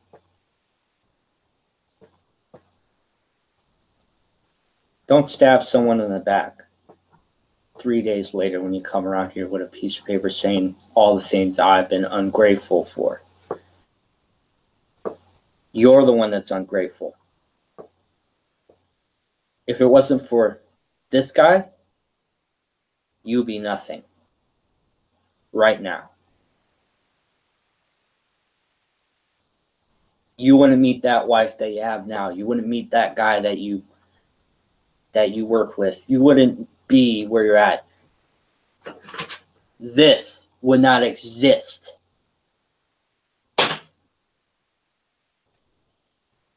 without this guy. I want you to think about that. Out of everything I have done for you, Landon, I have been there for you, man. I've been a friend to you. I've been supporting you. And I have helped you out in those tough fucking times. But you know what? I'm okay with all that. Because at the end of the day,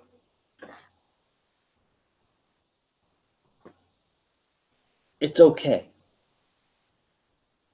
It's fine. We'll just let this pass on by and move forward.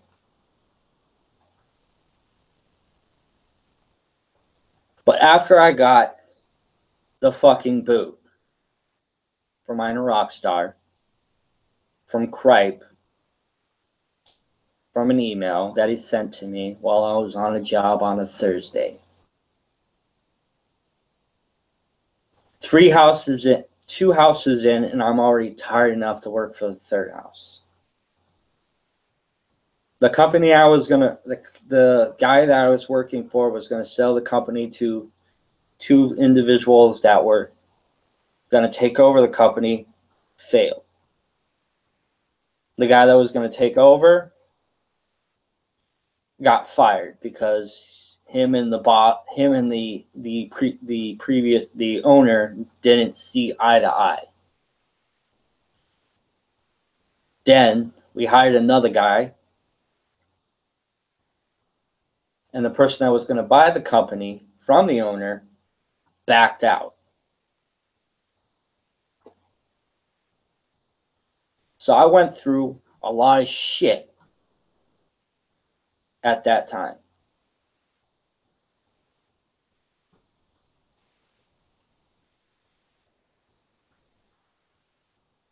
And to top it all off,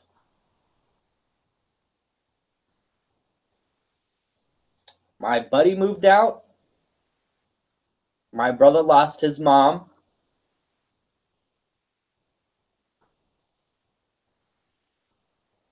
And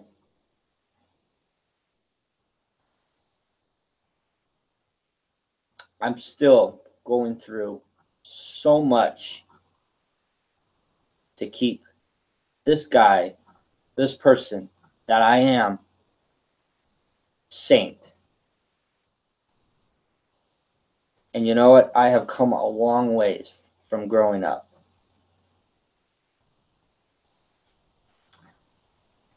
For me to make a video like this long, just to talk about things all the way from 2007, from 2017, over towards the end of the year, is ridiculous.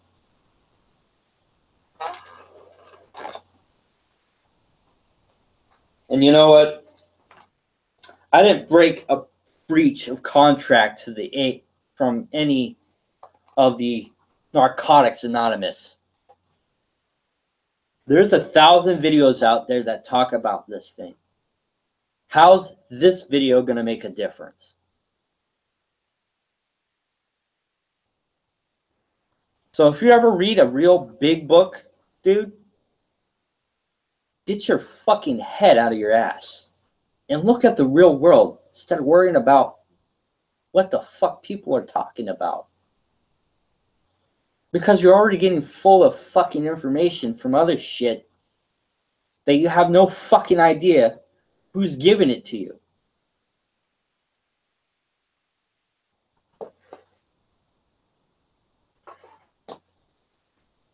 But needless to say, this is your boy, junkguy07. Gonna end this video in a way that it seems more appropriate for me to say, I'm sorry to everyone I have hurt, everyone that I have fucked up, screwed, backstabbed, or anything like that. I'm going to say sorry to all those people that screwed me over, because at the end of the day, I'm trying to be the bigger man here.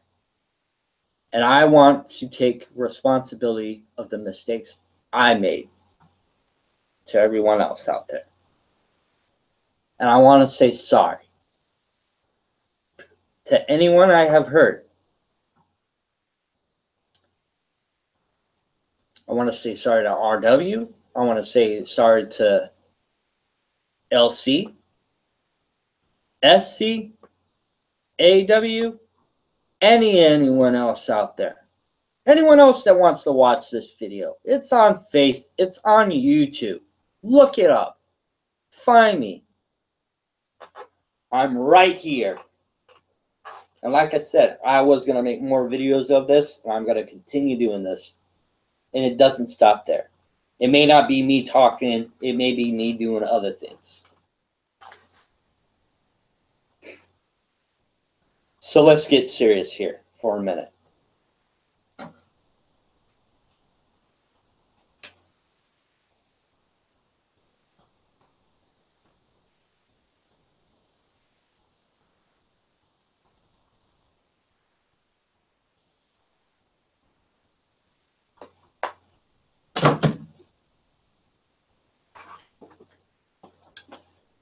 I don't do drugs. I don't drink. And I don't smoke anymore. I'm as healthy as an ox. I'm doing just fine.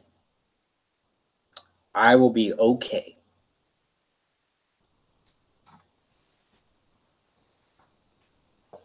Adios to everyone in the YouTube company.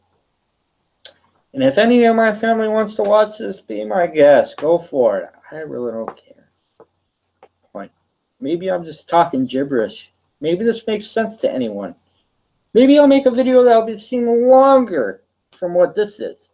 Maybe I'll cut it up in 30 seconds, 30 minutes at times. All that. Maybe this is self-meditating myself to make these videos, to help me out, to express how I feel about things. I'm going to continue doing this kind of thing. So you could be with me, or you can be against me. However you see fit. I'm cool with that. This is Dustin Bebon, junkguy07, signing off.